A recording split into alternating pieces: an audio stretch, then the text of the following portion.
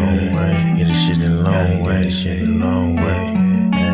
Long way, hit the long way, long way, long way, long way, long way, long way, long way, long way, long way, long way, long way, long way, long way, shit, long way, long shit, long way, long way, long way, long way, long way, long way, shit a long way. Gotta get the shit a long way, get the shit a long way, gotta get the shit a long way, gotta know what she don't really understand, man. Gotta know what she don't really understand, man. Gotta get a meal, but she don't understand. She be trippin' every day, she be trippin' every way, but I gotta get this shit a long way, tryna get money every single way, tryna get money every single day, get money every single way, every day. Every day we gotta get paid, every day we gotta get paid, I'm feeling like we be the new slaves, no we gotta finish rich, no we gotta finish rich, got a new bitch, she don't understand rich, she don't understand, she just gotta get rich, she don't understand, sometimes we gotta hit lit, no we ain't hit lit, we tryna get the long way, tryna get the shit the long way, Coach you tryna wrap up a entree, told you the other day that did my phone strong, we gon' shoot the long way, we gon' get the long way, get the shit the long way, my bitch be trippin' back and forth like the phone way, my name Atari, I ain't playing games, just a little Atari, yesterday she told me that she about to leave, I said fuck it bitch, we gonna get some money, I said fuck it bitch, I'm about to get some money, so what I do today, I went and got some money, cause we gon' get the shit the long way, we gon' get shit the long way, back and forth like the pong way, man I'ma get the shit the long way, get the shit the long way, just the only way today, because they go with shit's crazy, we gotta wear a mask, we the new slaves, and we be wearing this shit like every day, we be okay, we gon' be okay, they gon' be okay, they gon' be okay, for so we gon' get this shit the long way, we gon' get this shit the long way, we gon' get this shit the long way, we gon' get this shit the long way, we get this shit the long way, cause we gon' be okay, we gon' be okay, we gon' get the long way, Good morning, everybody. Happy Father's Day, aka to all the businesses, aka Happy Extra Money Day. Okay, one of many that's going to be happening all year. They just rename them. Oh man, I'm sorry, man. I see things different now. I know, hey, Happy Father's Day. I get it, totally get it, but it's Happy Upcharge Day. That's all that is, really is. I remember even back when I was in the debt matrix. The Father's Day come up, I'd be like, hey, check this out. Let's celebrate it either the day before or the day after. I said, not the day of. Even back then, I used to go, man, I swear things cost more money on the day of. Yes, it does. Probably triple. Anyway, I'm LJ, the founder of SMD. Welcome. Welcome to a channel unlike any others like any other channel on the internet. Okay?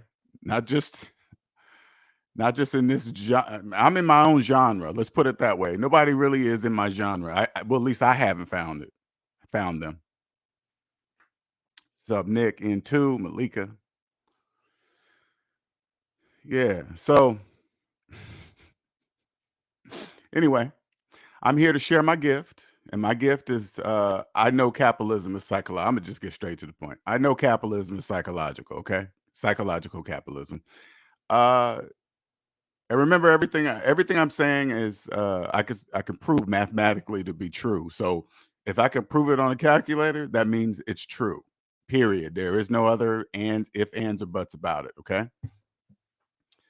Now, I was on a call last night with a client / SMD family member, and like I said, when I have these phone calls, I have deep conversations with them. Things that you can only talk about while knowing that capitalism is psychological. Okay, that's the best way I can describe that. Anyway, we got on the subject of lust, right? Because when you own, I don't know, I don't really understand this part why it does it this way, but it just does it. Once you own yourself, at first I was saying that sex no longer controls you, right? That's what I was saying, and it doesn't. It doesn't. For some reason, it just doesn't. Okay, what it really is lust. Lust no longer controls me. That's what that is. Because we started getting into the conversation and we said just like this. We was like, man, without lust there, you wouldn't even go to the clubs. Nope, sure wouldn't. You wouldn't you wouldn't be paying for overpriced drinks behind the bar. Nope, none of that. You won't be doing any of that. Then that means the clubs wouldn't exist. No, they wouldn't even exist because there's no, you control your lust. You're not doing stuff that you wouldn't normally do. But it, it goes way past that.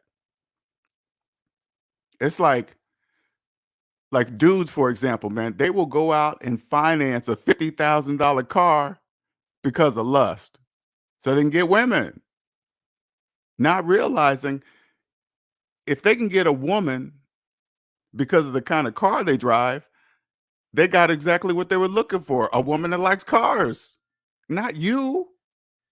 That's because lust could people, it's crazy. Go into debt because of lust. Go into buy stuff that you can't afford. No, excuse me, finance stuff that you can't afford because of lust. I promise you, people, let me tell you something. I promise you, once you own yourself, lust no longer controls you. I promise you that it doesn't immediately go away because it's gonna be weird to you. It's gonna be like, whoa, yeah, I mean, you mean if I go without sex for a week, it's okay? Yeah, for a month, yeah, it's cool. Are you gonna die? It's just like this. You know, when you think those thoughts, this is what I want you to think. This is how you can tell that lust controls you. Okay, say like you're one of those people that say, "Man, there's no way I can go without sex for a month," right?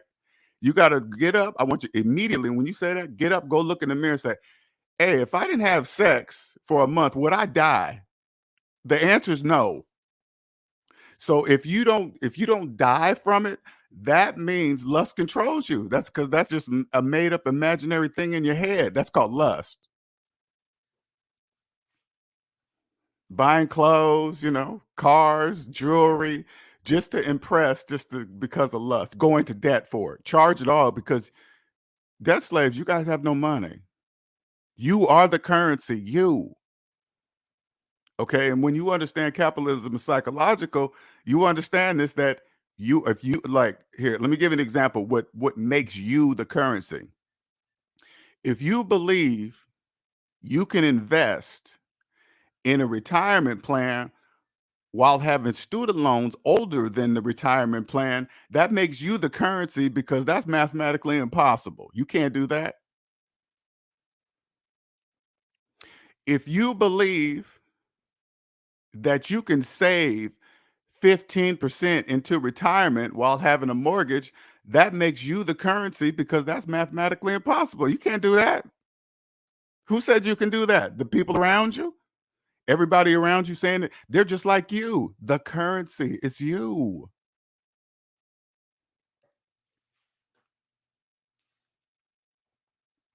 Now, I know it's kind of confusing when you hear me talk like that. I'm a man. Don't think I'm blind. I mean, don't think I can't see if a woman's got a nice body or whatever. I still look. Don't get me wrong. I still see. I'm not blind. I'm still a man, right? But lust doesn't control me. That woman won't feel. She won't like if a woman sees me and she's dressed like that. She won't feel that energy of lust from me because it doesn't exist. So I won't look at her a certain way very very lustful because the lust doesn't control me no more. That's it. And so we were talking about this last night. It was just amazing to see it come into reality of what it is. Like, damn, you're right. Clubs will be closed down. Sure wouldn't. Dating apps. No different when you own yourself and you know you'll never finance a car again. Cause if debt slaves knew what I know today, car lots wouldn't exist anymore because nobody'd be financing cars. No different. That's the same thing with the lust. Now, just because I'm telling you this, only very few people will ever understand. You put it this way: if you ever want to understand if lust controls you, first you have to own yourself first. You're gonna have to do that because you're never gonna understand.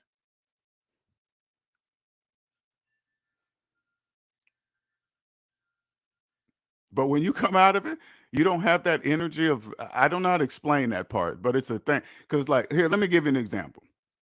Now, I'm just now getting back into the gym scene, okay? Because COVID kind of threw my whole schedule off, right? I go into the gym and I see a woman. She's got some very tight spandex on. Damn, you could see through them, and with a thong underneath it. Now that's just her standing up, right? Walking around because once you sit down, the material stretches even more, so you can see it even more. So I thought to myself, there is no way she didn't know that it looked like that. There's no way before she came out onto the gym floor, there's no way she didn't know that. Of course, that's a lust thing. I can see right through your spandex to your thong. You might as well just take those off because I can see everything, right? But I'm thinking to myself, lust. I'm probably the only man thinking like that in the whole gym. Everybody else just doing what they do just because of lust.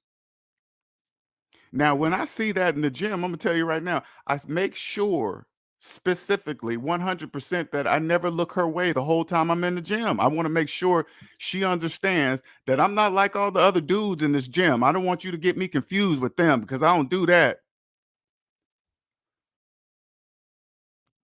That doesn't control me. And I want to make sure you know that. That's the difference. That's a higher vibrational energy that comes off. I won't be looking in the mirror as I pass by. I won't get up and work next to the machine next to you, see if you start talking. No, none of that. None of that. Gone are the days that I go to the gym and stay in there for 2, 3 hours. Hell no. I'm in and out of there in an hour. Because when there's no lust involved, you'll be surprised how fast you'll be in and out of the gym. You'll get straight to your workout. You won't be looking around, taking extra walks and doing all this other stuff because of lust, so you can see whatever you want to see. That all stops. You get in it because you'll realize time is the most valuable thing on earth. You're gonna waste two. I'm not wasting 2 hours of my life in the gym. I'm not doing that. Those days are done.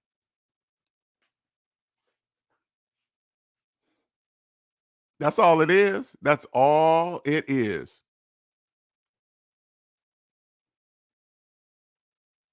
It's like, no, 2 hours. Because I think back when I was in the Depth Matrix, I think back, I used to spend that much time in the gym, 2.5 hours. Hey, yeah, I'm getting my work. No, you're not. No, you're not getting no workout for you working out for 2 straight hours. You wouldn't be able to walk because it wasn't a true workout. Sure wasn't. Got a good neck workout.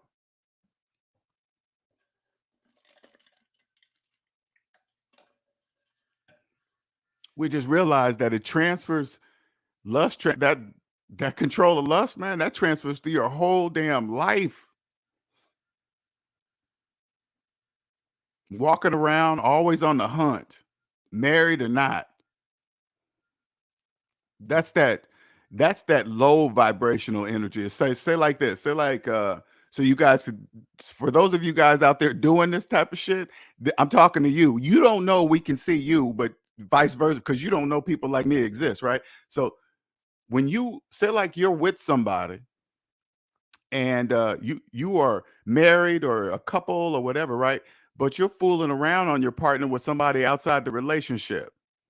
And the person you're fooling around with knows that you're in a relationship and is cool being being the side person. So everybody knows except the victim at home.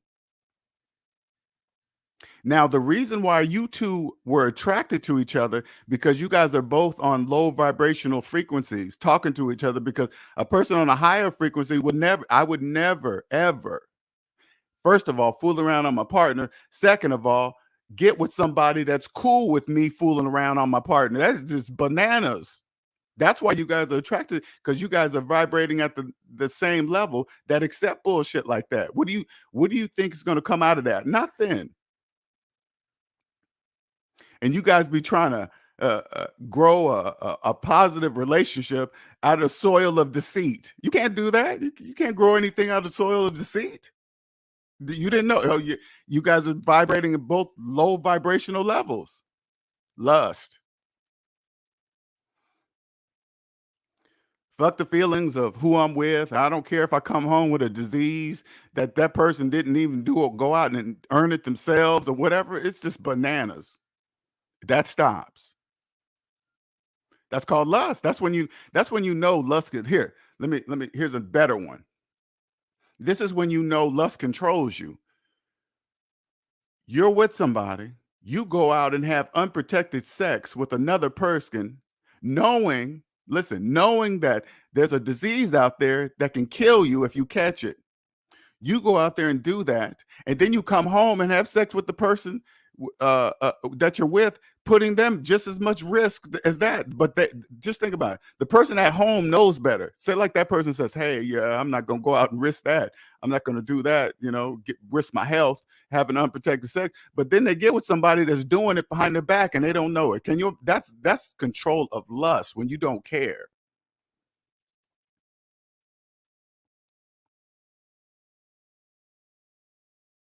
That's what happens. That's called lust. When you don't, you're putting your, hey, what if you guys had kids together? Both you guys catch the disease that could take your life, and now you're both gone. Now the kids are orphans, or what? It's just, man, people don't really think that far because of lust. Lust is just on the forefront.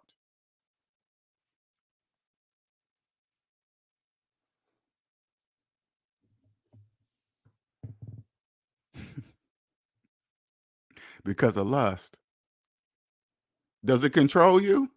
If anything I'm saying, and you're doing it, it's because lust controls you. I'm telling you, especially the young men, I want you guys to understand something. When you when lust no longer controls you, you vibrate at a different level. Women will pick up on that.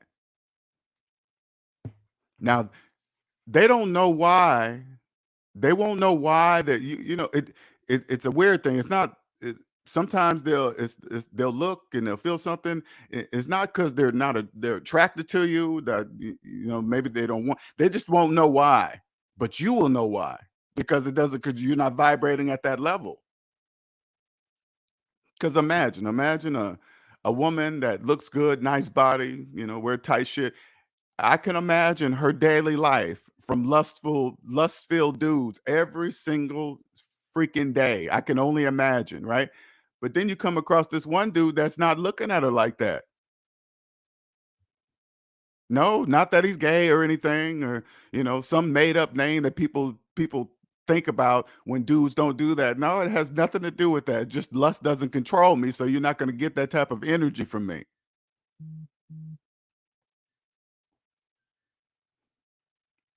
And this is, and when I say it doesn't control me, I'm saying it doesn't. This is not nothing I have to try to do, that I have to practice or nothing like that. It just is.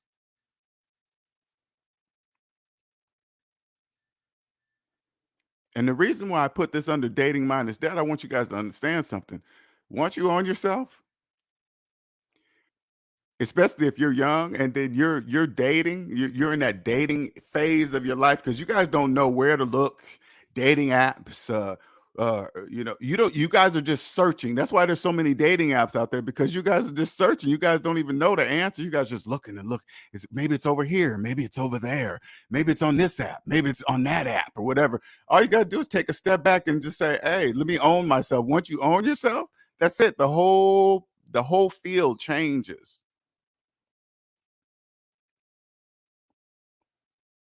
You filter out all the lustful debt slaves. You just filter them all out. They don't matter. It doesn't matter what they look like, what they drive, what their career is. It doesn't matter how many places they traveled, many, many countries. If they're just a debt slave, they're just a debt slave doing all those things with money borrowed from the bank because they are the currency. No matter what they do, they're the currency.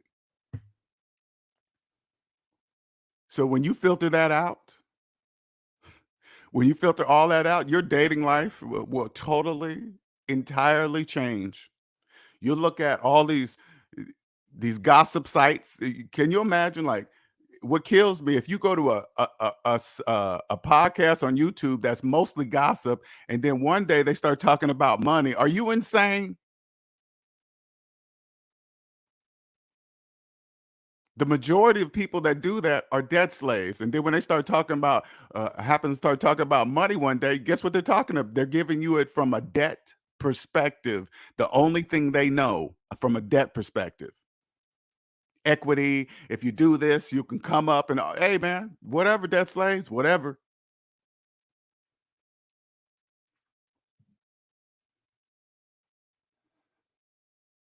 Once you're out, you won't hear it. Put it this way, after a while, because you got to remember, once you own yourself, that's like you have to withdraw from the debt matrix. You just don't come out. It's like if I compare it to like somebody maybe coming off of heroin or something. Now you're not doing shaking and because this is all psychological. Your mind will be your mind will be feeling like something that, imagine if you just try to picture it psychologically, but you want to picture it physically. You just picture somebody coming off of heroin.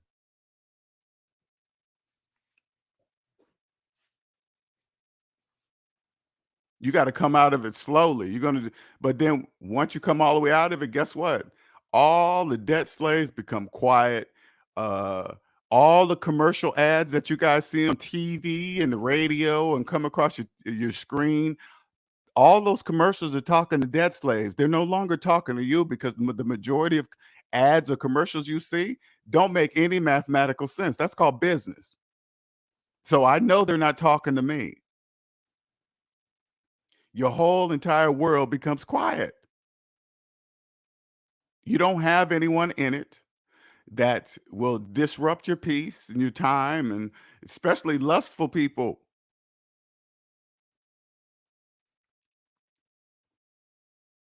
This is this is powerful for the man or a woman. It doesn't matter. It doesn't matter.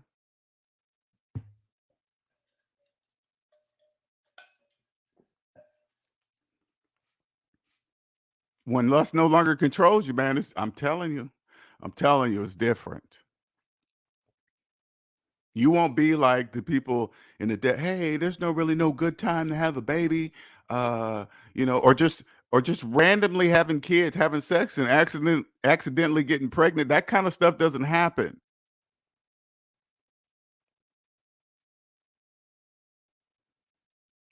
The majority of you guys, first of all, like here, if you're new to the channel and you are young and you are thinking about having a baby or you're having a lot of unprotected sex, and this is all I want you to do. You say to yourself, log into your bank account, and then when you look at the balance, I want you to say to yourself, is this enough money to raise a baby? Another human being that breathes and eats and does things just like me? Is Do I have enough money in my account to have a to raise another human being? If the answer is no, you shouldn't be having unprotected sex and thinking about having a child.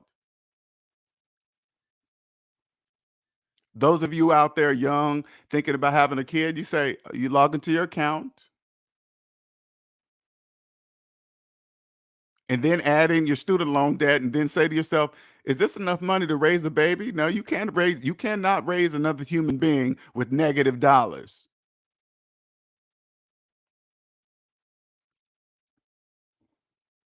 Because when you own yourself and lust no longer controls you, accidents don't happen like that. Because you know for a fact when you own yourself and you know if you let lust control you and you accidentally get have recreate with a debt slave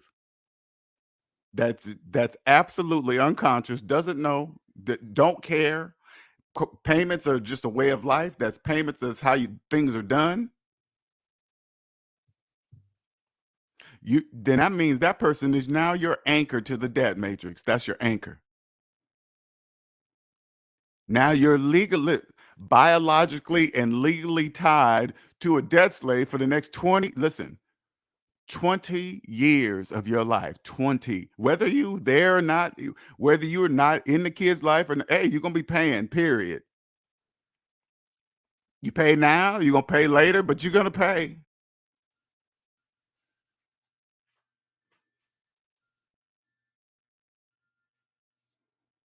You're gonna pay.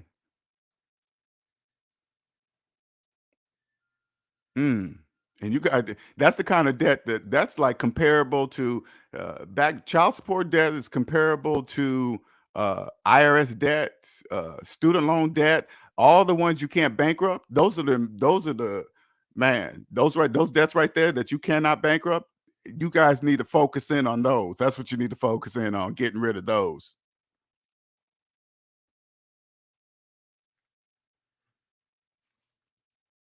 I knew I knew when I was in the debt matrix and I was doing the same stupid nonsense, having kids and too young, and I'm still a kid. I knew not to ever fall behind on my child support. I just knew that. Yeah, I was upset that it was a certain amount, whatever. But I said to myself, well, the only way I'm going to be able to change it, I got to go to court and have a judge change it. Not just I don't change it because I feel like changing it. It doesn't work like that. Oh man, I'm gonna spend so much money on a lawyer to get this. It's worth it. Go do it.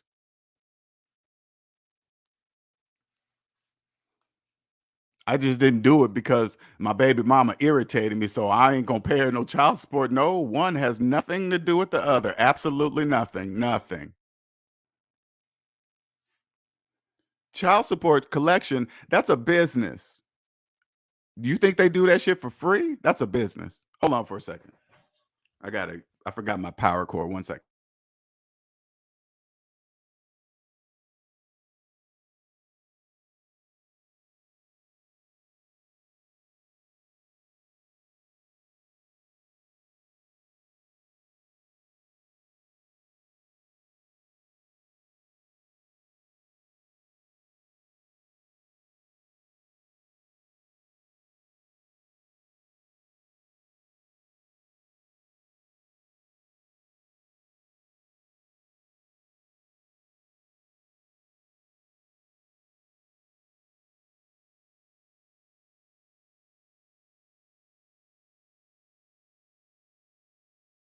All right, sorry about that.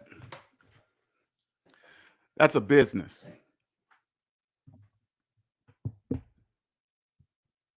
And that's okay. I'm not complaining about it, what they do, how they do it, how much they charge, what they whatever. It's all a bit. It was my fault being in the system. It wasn't their fault. It was my fault. Actually, if you really think about it, well, I'm gonna tell you, it's there for people like me. That type of setup, uh, child support collection, and they get a percentage. It was put in place because of people like me. It's for people at that time for people like me,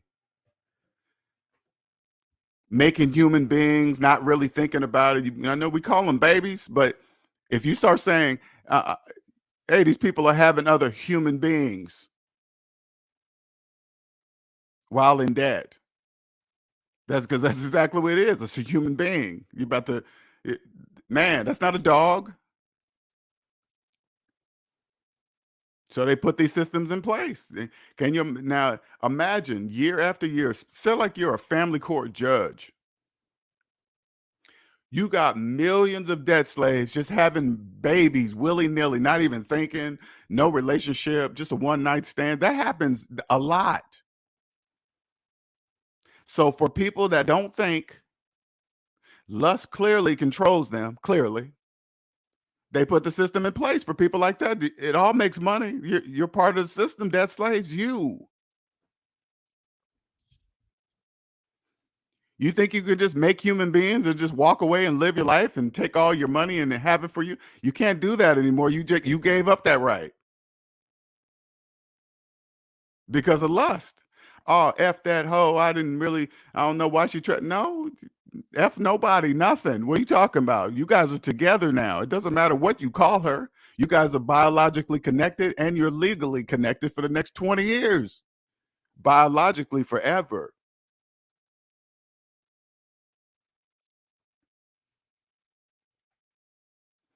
I get it.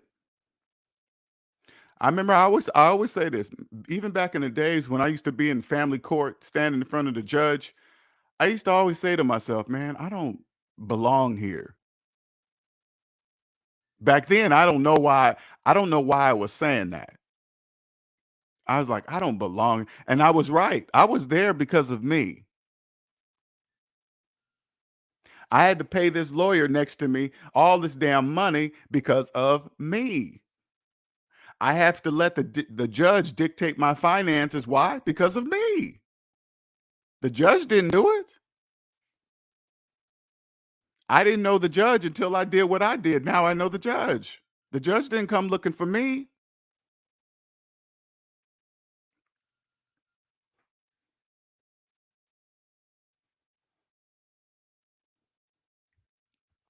Exactly, Nick. It's just business. Hey, all this, listen, I want you guys to understand something. All this thinking that the system favors the woman over the man, you guys need to get out of that shit, man. That's who cares? Hey, don't be part of it and you won't worry about it. Who cares who it favors? I'm telling you, once you own yourself, you won't care about that kind of stuff because you won't be involved in it. All that stuff right there, you guys are harping. You did that. What are you mad about? Just go look in the mirror and say, "Hey, I put myself there." You did.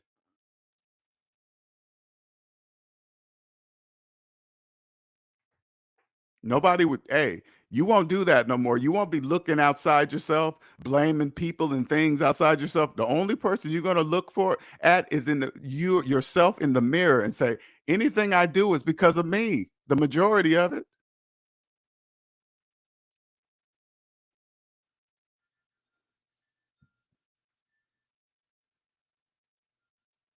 See, look at that. That's ain't that crazy? Now listen, for the young people that don't have kids yet, if you are in debt and you have a child with somebody, be ready for that kind of stuff. Do you do you want that in your life? Do you want that kind of stuff in your life? Baby mama drama. You can't have you listen, you can't have your child on Father's Day as a father. That's clearly anger. All that shit's gonna cost money. You don't have to have that life. You don't. I promise you, you don't. It's a choice. Because when you decide, listen, when you own yourself, the only person you will ever be with is another person that owns themselves. That's the only person you'll be with. I promise you. I promise you. Shout out to Nick for the $50 super chat. Thank you, sir. Thank you for your message, LJ. The this right is gonna have someone 18 years of child support. Sure is.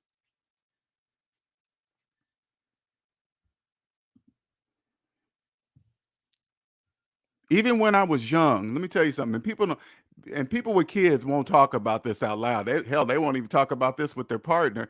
But I remember when I was young with children, I used to see other people my age with no children, and I used to be jealous. I ain't even gonna front. I used to be jealous.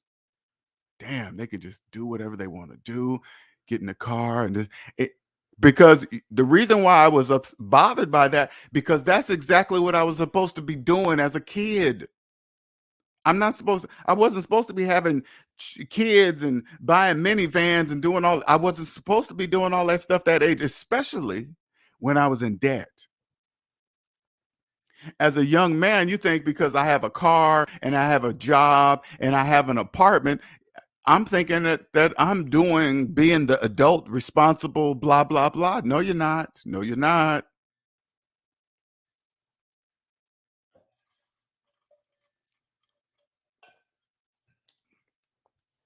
I'm in all that situation, having kids and because of lust. I'm not supposed because of lust.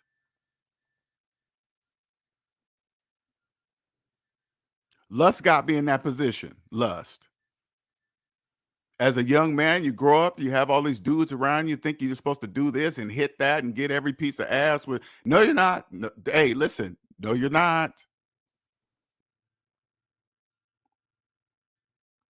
Lust have you going into clubs, buying. Oh, listen, buying overpriced drinks and bragging about it to everybody in the bar.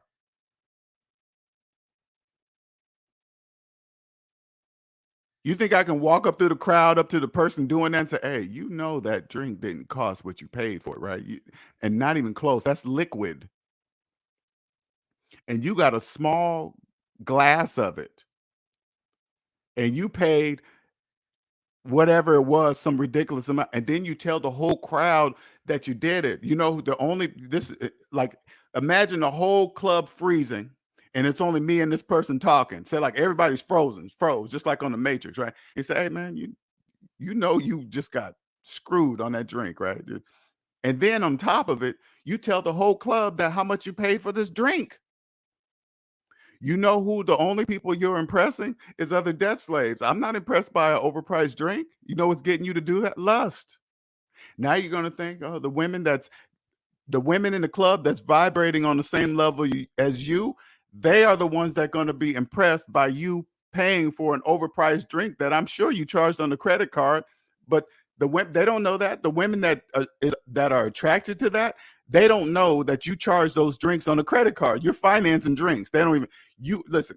You are financing overpriced drinks plus tax and interest, bragging about it through the club and impressing the other women that are impressed by that debt slave move that you just did. You don't know you're a debt slave doing that. And then after I'm done, everybody's unfreeze, and then everybody goes, and then I just vanish in the crowd.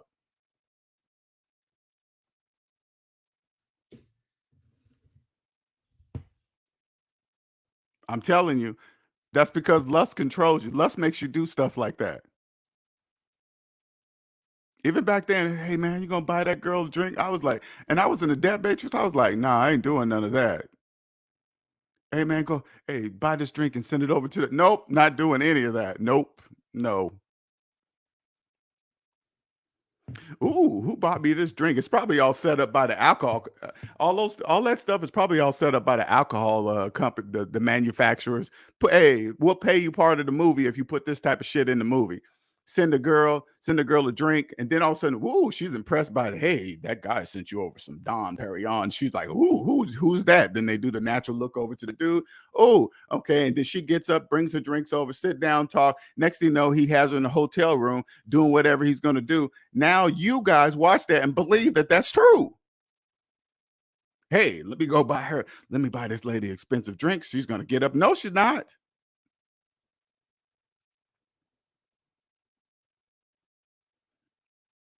Now you just financed the overpriced drink plus tax and interest. Debt slave?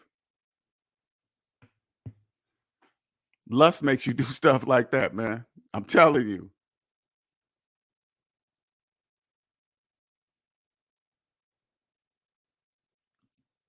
What's up, Red Sings the Blues? I used to be jealous of people in relationships, but then I hear the pattern of being broken in debt. Yes. Hey man, young man, listen, when lust doesn't control your life, I'm telling you, women are going to be they're gonna feel your different vibration because they're gonna wonder, hey, how come he ain't been trying to fuck yet? He's not trying to do the normal things that dudes be telling. The dudes don't know they all do the same things to the women. It's just maybe just in a slightly different variation, but the ultimate goal is to get the pussy. Period. All right. Period. Right. But when you're a dude that's not doing that, that's different. I promise you, it's different. Because I remember when I was start, I didn't know I was going through it. Okay, but back then when I first got out of debt, I didn't know. I kind of like, huh, okay, well, I don't really have to have sex the way I used to have sex. I'm just thinking this in my mind.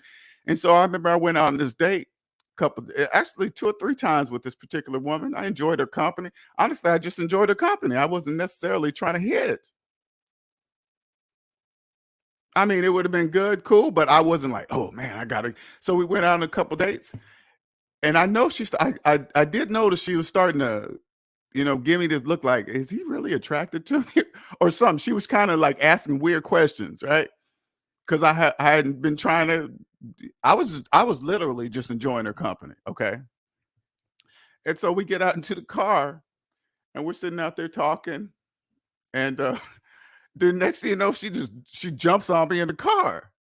Okay, shocked the shit out of me. I ain't gonna lie, that because that had never happened to me before. Which is so I'm sitting in the car with a woman. Next thing you know, she's jumping into my lap. That has never happened until that one time. I was like, whoa.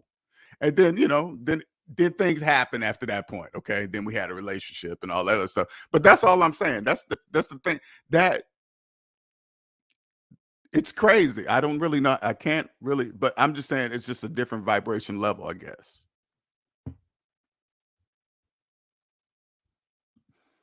If you are over 20 in the club, man, if you are over 20 at the club, I don't know, man. I'm in the live houses and gigs playing, making money. It's listen, that club scene, when I think about it now, the club scene is just lust. Okay, it really is. That's all it is. Because I think about when I was in it. That is the only thing it was about. Period. Without that, I think about it now, it would be no purpose. And we was talking about this last night. It would be no purpose to going to the club. Just it won't matter what she's dressed like. It won't matter what she's wearing. If she's with her girlfriends and don't want to, it don't matter. Everybody's there for a reason. Okay, everybody. I'm not saying that everybody that goes to the club is strictly looking to hook up or whatever. I'm not saying that, but I'm saying 90% of it is, yeah. There are actually people that maybe come see a whole bunch of friends and all the friends want to go out and they're like, oh, okay, I've been out in the wild, and they just necessarily want to go out just to see.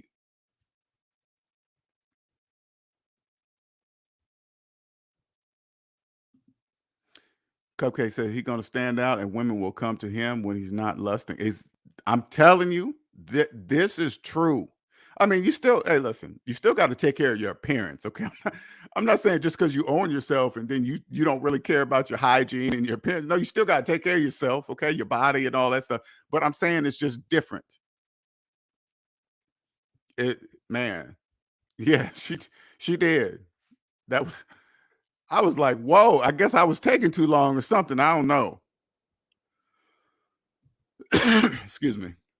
And we laughed. Sorry for coughing. I thought I hit the mute button, but I didn't. Uh, we laughed about it later on. It was pretty. It was pretty funny, actually. So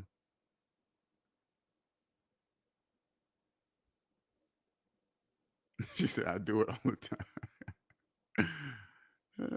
Red Sings Blue says, "If I'm at the club, I'm making money, not enjoying the 304s, but I'm more money oriented. Damn, I can't even say it. Oriented. There we go. There you go, LJ. Yeah, you mean honestly, I like giving the young people, but especially young dudes, because I was a young dude, right? This information, right? So you guys can really I want you guys to all become multimillionaires, okay? Just put it that way. I want you all to become multimillionaires. And the key to doing that is to owning yourself first. You gotta because once you own yourself and you realize you've been the currency the whole entire time, you're gonna have to go through a phase being mad at yourself. I should have did it because these are all the normal responses. It won't matter. It won't even matter what your age is. You all say the same thing. Oh man, had I known this 10 years ago, had I known this 5 years ago, had I known this 20 years ago, you're gonna go through all that overriding that. Just be happy that you know. But these are the normal things because you've been in the debt matrix all your life. Just be happy that you know. Right there, once you know psychologically, okay? Once you understand psychologically, say like you wake up, you're still in debt, okay? But you realize that you're in debt. At that moment, psychologically, you're different than millions of people. You just don't know it, okay? I'm just giving you a fast forward, okay, to where I am today.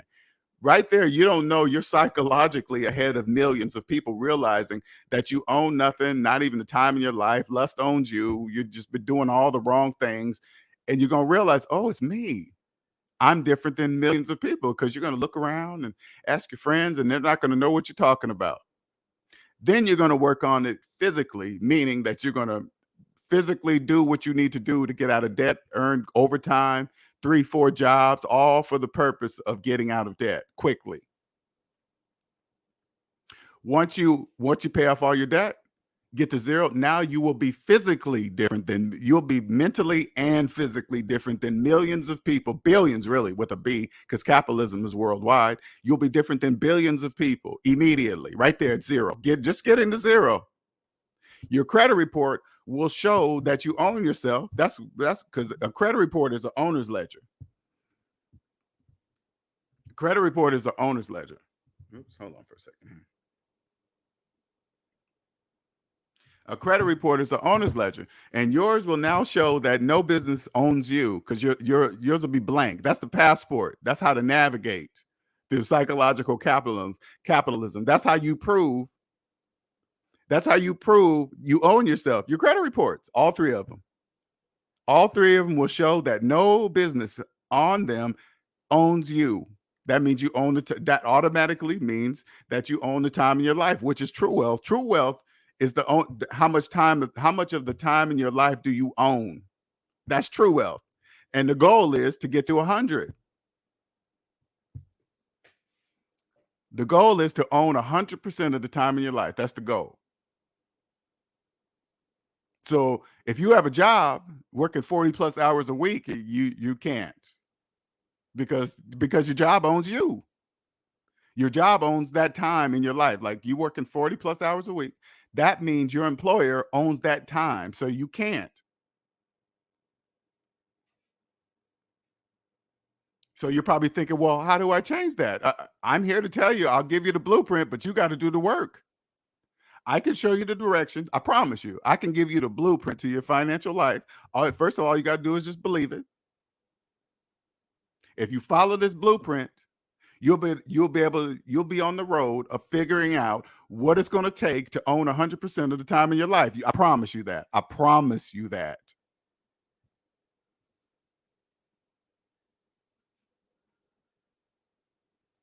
I promise you, like the majority of S&B family members will all be multimillionaires, all of them. And then we're going to still have these meetings today, laughing about it, but with millions of dollars in the bank. Just laughing, ha, ha, debt slaves do this and that. Because you guys are going to be doing it forever. I promise you, forever to the end of time.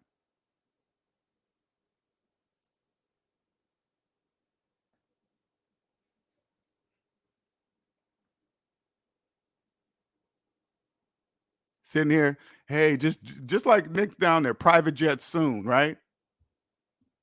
One day, just looking at it on TV or pictures on the internet, next thing you know, you're going to be in your own on the private jet, saying to yourself, LJ told us this back in 2022. He said we'd have private jets. Yeah, if you want one. I'm not saying just because you got money, you got to get one, but you know what I mean. It starts in your mind, Malika. You gotta say it in your mind. I'm already a multimillionaire. I'm already there. Look at it this way. Say just the same way. The people that wake up and realize that they're debt slaves and then come to me, give them a blueprint or watch my videos, however they do it, right? Now, psychologically, they're building a plan in their head. They're already debt free. Now they're just working on the physical part of it. They're working on the physical part. That's the same thing with becoming a multi-millionaire, but whatever. You guys know that really in reality, the money really doesn't exist. Okay, so the amount of it that you have, it won't. It's not going to be that big of a deal to even tell because we know no currency exists for debt slaves. So it's really just whatever. So you're not going to really be bragging on, hey, I got multi millions of dollars. You could no, you're not going to do that.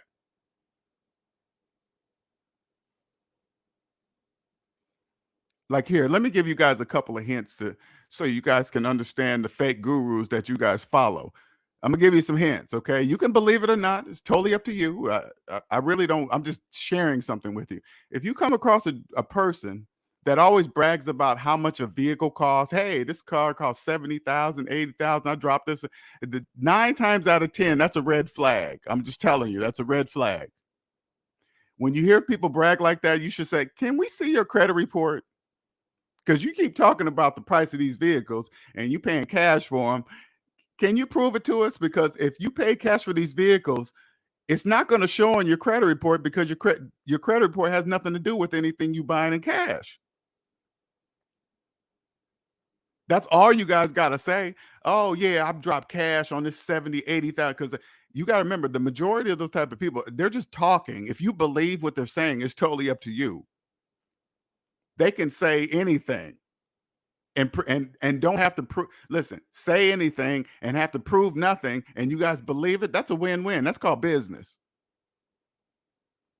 Now, let me also explain the people that do that, that brag like that, I don't care what they do. So what? Whatever. It doesn't bother me that they make you guys believe that. That's your problem. It's not his problem or her problem. That's your problem for believing it. All you have to do is say, "Hey, let me see your credit report." That's it. That why? Because that car shouldn't be listed on your credit report because you just said you pay cash for it, right? Yeah, show it. Just show it. Show us that. Show us that that car is even in your listen. That car is even in your name. Is it even in your name?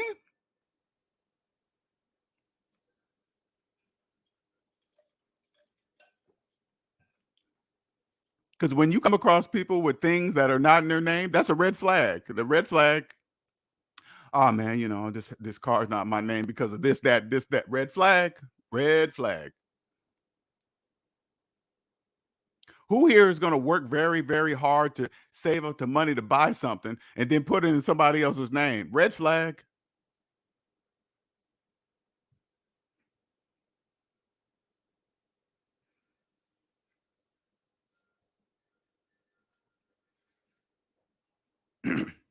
And back to the title of the show,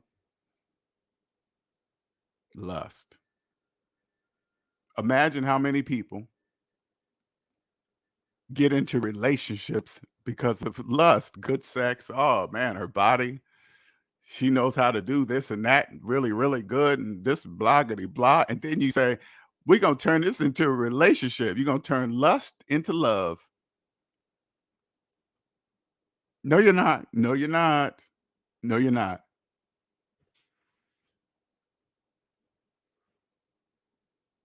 No, you're not.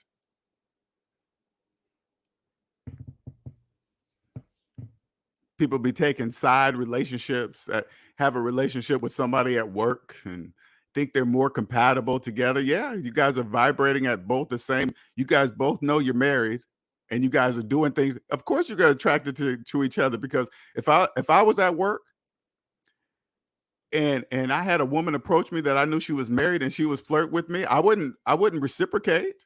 She would know that there's none of that's happening with me. None of it.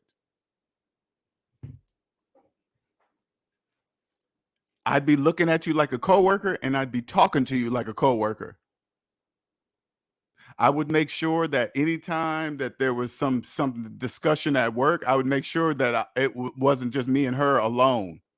It would always be somebody else there.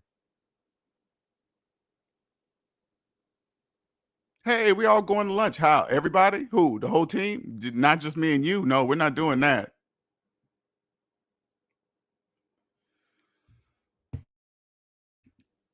Because one thing about this, once you own yourself, you just my senses are very different now. They're very, I don't know how to explain that either, but they're very, very different. And so it's not really that difficult for me to see if a woman's attracted to me. They'll look at you a certain way. These are things I just pay attention to. They'll look at me a certain way, talk to me a certain way, maybe bring up a particular subject that they wouldn't talk to a dude if they wasn't attracted to them. I think to myself, I'm saying, yeah, you wouldn't say that to a person that you're not attracted to.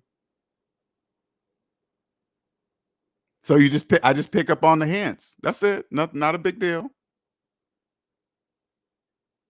But I'm with somebody, so I make sure I make that clear.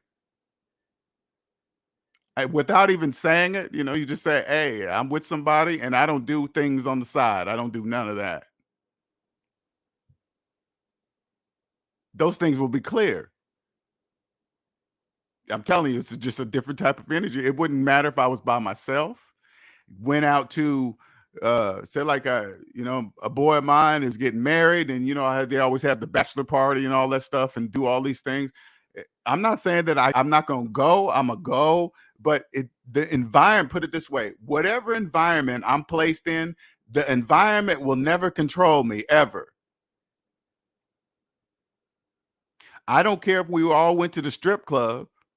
That doesn't mean I don't have to have a girl dance on me. I just say no.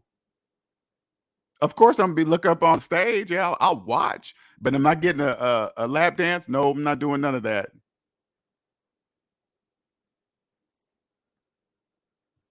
If we're out at the club and woman wants to dance, sure, we'll dance, whatever. But I'm not gonna be up there grinding and grabbing her ass and all that other shit. I won't be doing none of that. No. Walking through the club or something and see, I'm not saying now. I'm too old to be up in the damn club. I think I'm reminiscing because I'm not gonna be the old dude up in the club. I'm not doing that. Okay, I'm not doing. If they do see me something like that, they will clearly see that I'm with some kind of uh, wedding party or something. You know what I'm saying?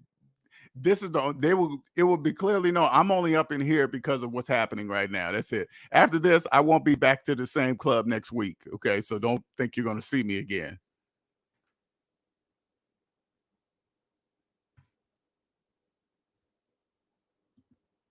My sister is jealous of her ex and his current wife who financed a $530,000. That's so crazy when you think about that now. I think about usually this goes on a lot, right? People will break up, and in order to prove that they are doing better than while they're somehow happier, doing financially better without the other person, they'll go out and finance a new car. And then the other person, because if they're two together and they're two debt slaves, they're going to be thinking really the same way, right? That other person was like, damn, this person's doing better without me. Not realizing she just got a whole bunch of payments. That's all. Nothing. She went out because she was angry. She went out and got into debt to prove a point to the other person for some. I went out and got deeper in debt so I can show you that I'm doing better. No, you got worse.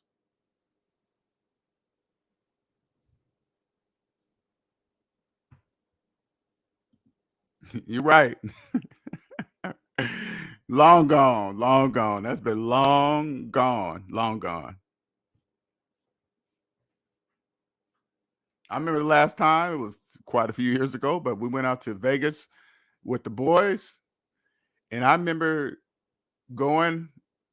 We went out, and I was saying to myself, "Yeah, this is the last time for this. Yeah, I ain't doing no more of this, no more of this, none. If I come to Vegas, it's gonna be a fun thing. It's gonna be a family thing. It's not gonna be this thing. Nah,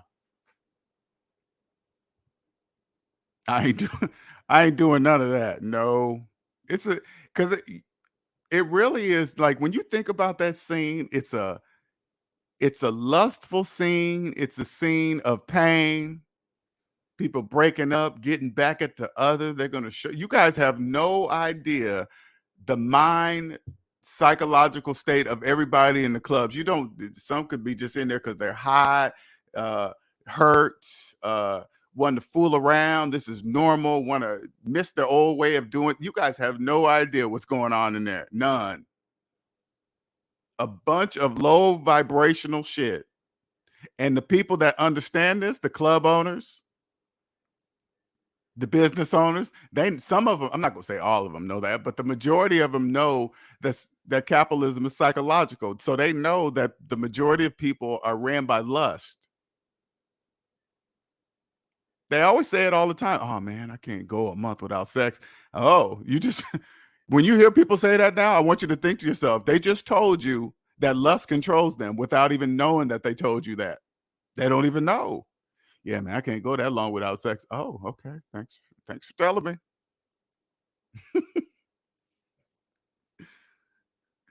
Believe, oh, really? Why? You why, you gonna die? No? Then when you hear somebody say that, just if you close to the person, you really close to the person, you say, hey, what happens if you don't have sex for a month? Well, you die. No? Then what are you talking about? Because you're saying it like something's gonna happen.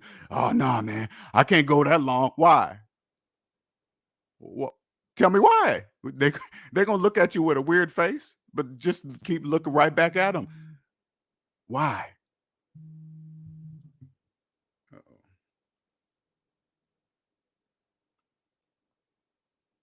Sorry about that. Just say why. Why are you saying it with such urgency? You really sounded like you're gonna die. Hold on for a second, okay? I'm sorry, you guys. Hold on.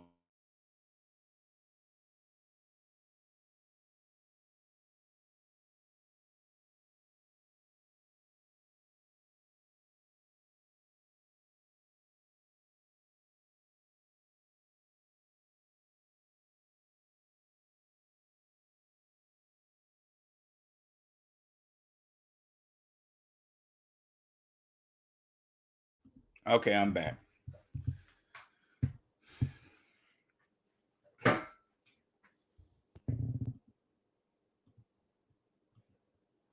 Which say there, I used to be jealous of my high school, college peers who married, had kids, and bought houses all in their 20s. I'm 31, single, no kids, in an apartment trying to pay off debt. It's, yeah, you know what? That's all part. What they did was all part of the program. Really, it was all part of the program. It. I did the same. Everything I'm telling you guys about, I did. But what you guys need to understand is that I was a debt slave. I didn't own the time of my life. I was the currency out there looking for whatever I was looking for, just looking, just lost. When all I had to do was just look in the mirror. I didn't know, I didn't know credit reports were owner ledgers. I didn't know that. Okay. I was just like everybody else. Credit is everything. I can't buy a house, car, a life without having credit, without a good credit score. All that's part of the program, all of it. And I'm not against the program. I'm not mad at it. I'm not angry at the banks for not telling me this information, whatever. Because you know, long long story short, I want you guys to understand something. You're probably thinking to yourself, well, LJ, who woke you up? What made what caused you to wake up? Right? I'm just here to tell you that the banks woke me up. The banks woke me up. This is how they woke me up. Long story short, right? I followed all the rules. Good credit, good job, good career, make a lot of money, blah blah blah. I always had good credit. Always got loans because the bank says if you keep your credit good, you can always get loans at good interest rates, right? That's what they say. Keep your credit good. So I kept it. Then one day I went to go get a loan, and this time they told me no. And I said, "What?" Because that had never happened to me before. Nope, you can't get this loan. I was like, "Well, why?" They said, "Because of your debt to income ratio." I was like, "What?" Basically, long story short, say like I made $100,000 a year, but I was $300,000 in debt. Okay. There's a ratio to where the point that says, okay, you're about to go bankrupt. So we can't put a chance on giving you more money because you're going to bankrupt. You're almost there. Because they're looking right at your credit report. So they know where you're at. So I said, but wait a minute. By following all the rules, the reason why I'm in this much debt, because I followed the rules of the credit game. That's why I'm here. That's what I said to myself. But as I'm typing in, because I didn't really know what debt to income ratio was until I ran into it. Like a wall, like a brick wall. Then I said, as I'm Googling, hey, what is this debt to income ratio meaning? As I'm typing in debt, I came across Dave Ramsey by typing in debt. And then all of a sudden, Dave Ramsey basically says, hey, take this calculator and my baby steps and apply them to your finances and you'll be free. That's the translation I got from Dave Ramsey. I didn't need to buy any of his programs. I watched a lot of his videos, don't get me wrong, but I didn't really have to buy anything to understand what the premise of the basics of what he was saying. Take this calculator and just basic arithmetic and my baby steps, apply it to your finances, and you'll win and you'll get out of debt. That's what it said. And I said, okay, cool. That's what I'm going to do. And I thought to myself, as I'm doing the baby steps, I said, I could probably do it a little faster if I sell this car, move out of this high rise building that I live in, sell a lot of this stuff I don't need, get rid of it, just sell it all and move in with my sister. I would have more money to pay debt off faster. So that's what I did. I had to ignore everybody that's telling me, "Hey, why are you doing that? You shouldn't be doing that. You're too old. What about your retirement? Blah, blah, blah, blah." Because even while I was doing it, I figured out, I'm like, wait a minute, because things just started mathematically making sense to me. I was like, wait a minute, I'm putting X amount of money into my retirement, but I don't really have that money to put into retirement. So I stopped it. People are like, "Are you crazy, man? You're missing the match. What about your retirement in the future? You're not going to have much money." That's all part of the program to scare you into believing that you can put money into a retirement plan when you have no money. That's part of the plan. That's the business plan. That's the psychological. That part really doesn't matter if you believe it or not. I'm just telling you something. So I got out of debt fast, and now as I'm going along his plan, he says, "Okay, pay off everything except the house. And then when you get down to the house, start putting away 15% into retirement and start spreading it across, start putting some plans together for the kids' college funds." But I was thinking to myself, wait a minute. According to the calculator, if I have a mortgage and say like my mortgage is $300,000, I have no 15% of nothing to put anywhere for anybody. I'm $300,000 in the negative. I was like, "What? That doesn't make sense, Mr. Ramsey." "Oh, that's business. Got it. Okay, so you point them to your Dave Ramsey Investor Pros or hey, whatever. I don't care. I don't care what he does or how he does it. That's called business. Okay, it's nothing personal. It's just business." And that's where I jumped off. I said, "Okay, thank you, Mr. Ramsey. This is where I jump off the Ramsey train and start my own thing." Anything that doesn't make mathematical sense, I'm like, "Oh, okay, that's not true. So this is where I get off."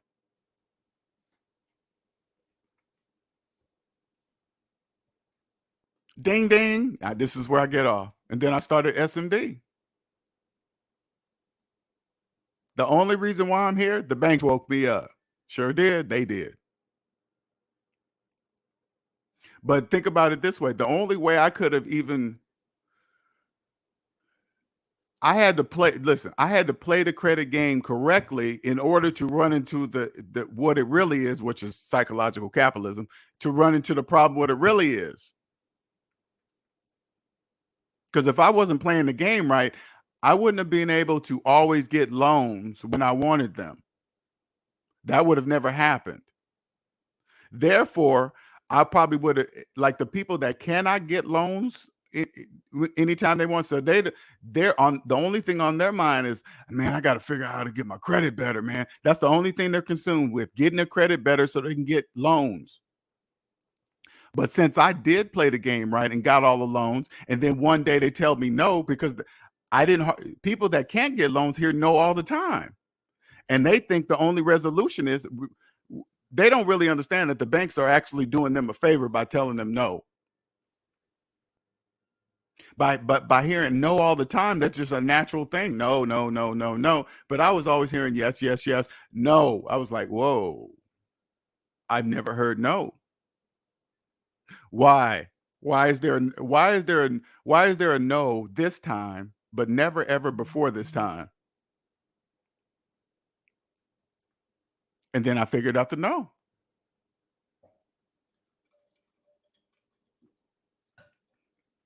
Like, people out there with bad credit because of some collections, but you guys have no student loan debt, nothing. No IRS penalty fees or fines, or just any state type of penalties, financial penalties. You ain't got none of that, but you just got bad credit and a couple of collections. You guys have no idea how close you are to freedom. Not a clue. You guys are so concentrated on these people that are showing you this imaginary world on their Facebook or their Instagram.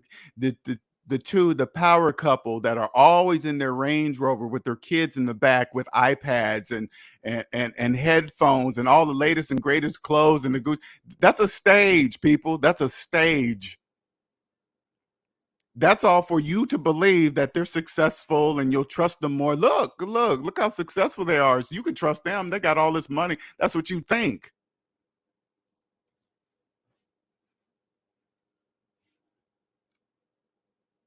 Any financial guru, you want to impress me? Show me your personal credit report. Show me it. Do you guys realize I'm the only person on YouTube that has shown you my personal credit report? Nobody on YouTube has done it, and there's millions of people. I'm the only one? That's weird. Not to me. That's proof. That's proof that I own myself. That's all it is. That's all it says. Hey, I own me. Hey, I got equity. This is that. Hey, whatever you want to believe. Equity, listen, debt slaves, equity is not even real. That's just a made up word by the banks, because you don't understand equity as the real, because you're the currency. You are the currency. Equity is not real. You can't own something and something that you didn't have money to buy. A house is $400,000. You come up with $20,000 on a $400,000 house, and then you sign the paperwork, and then you think you got equity. No, you don't, debt slave. You're the equity. If you believe that, it's you.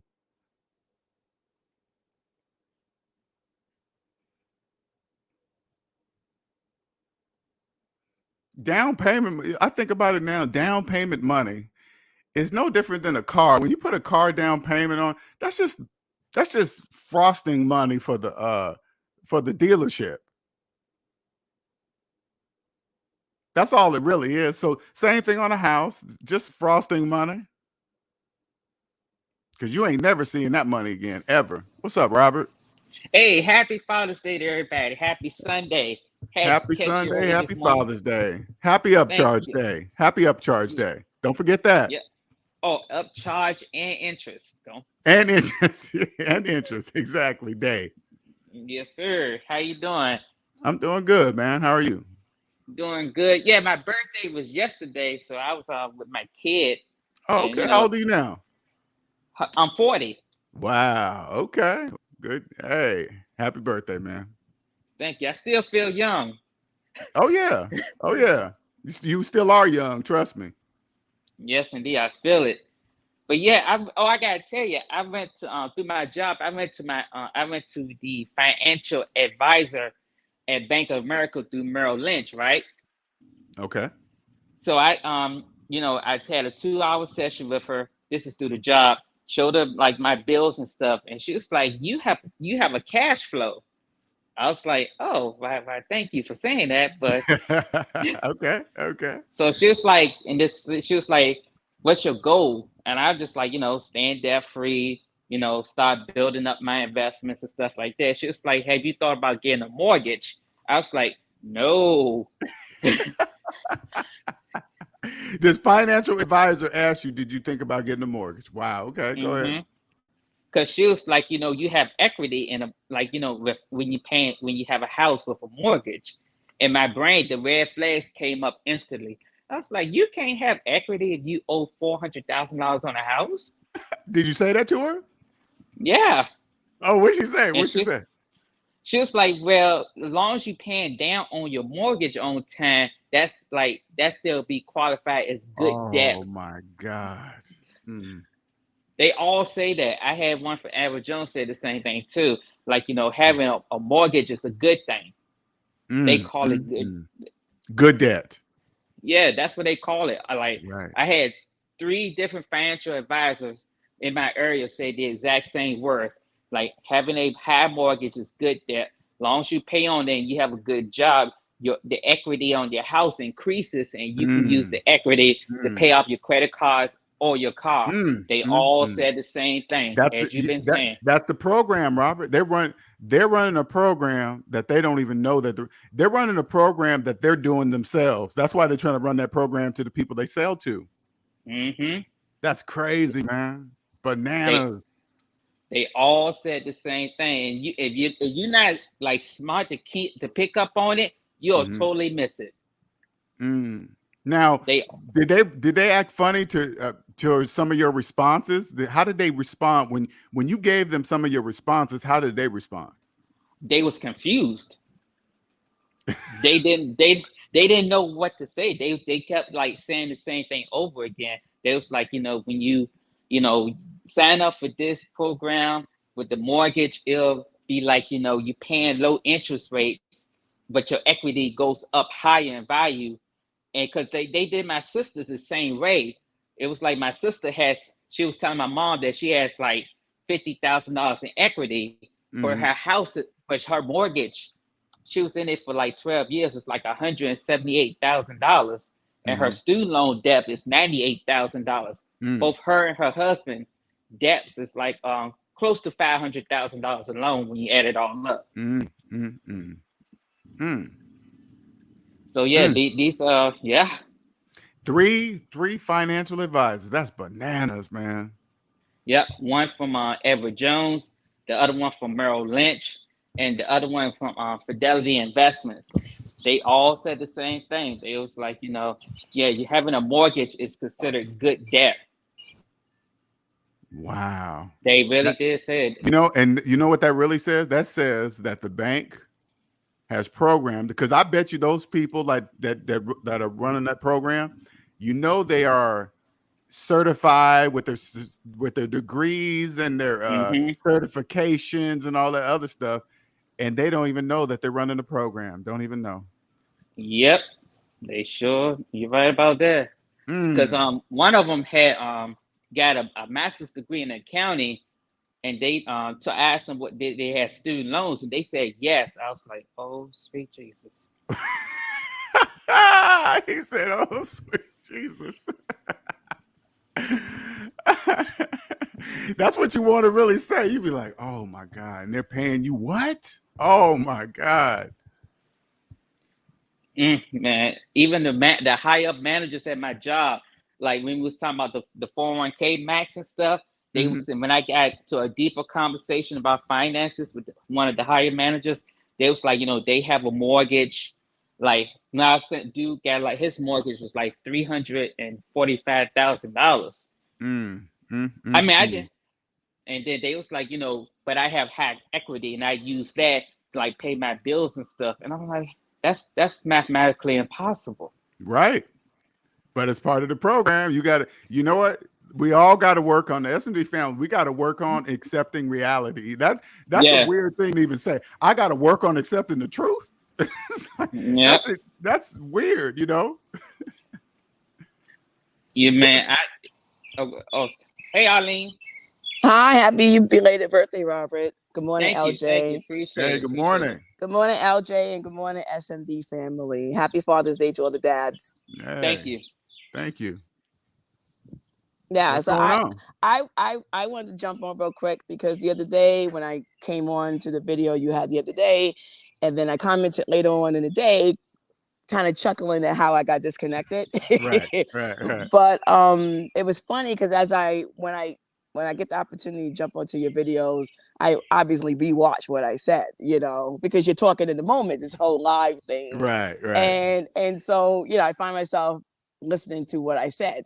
And I generally make sense, right? But as I was listening, it made me like I commented on it. So it made me feel like, wow, am I like I can't control how I come off. That's number one.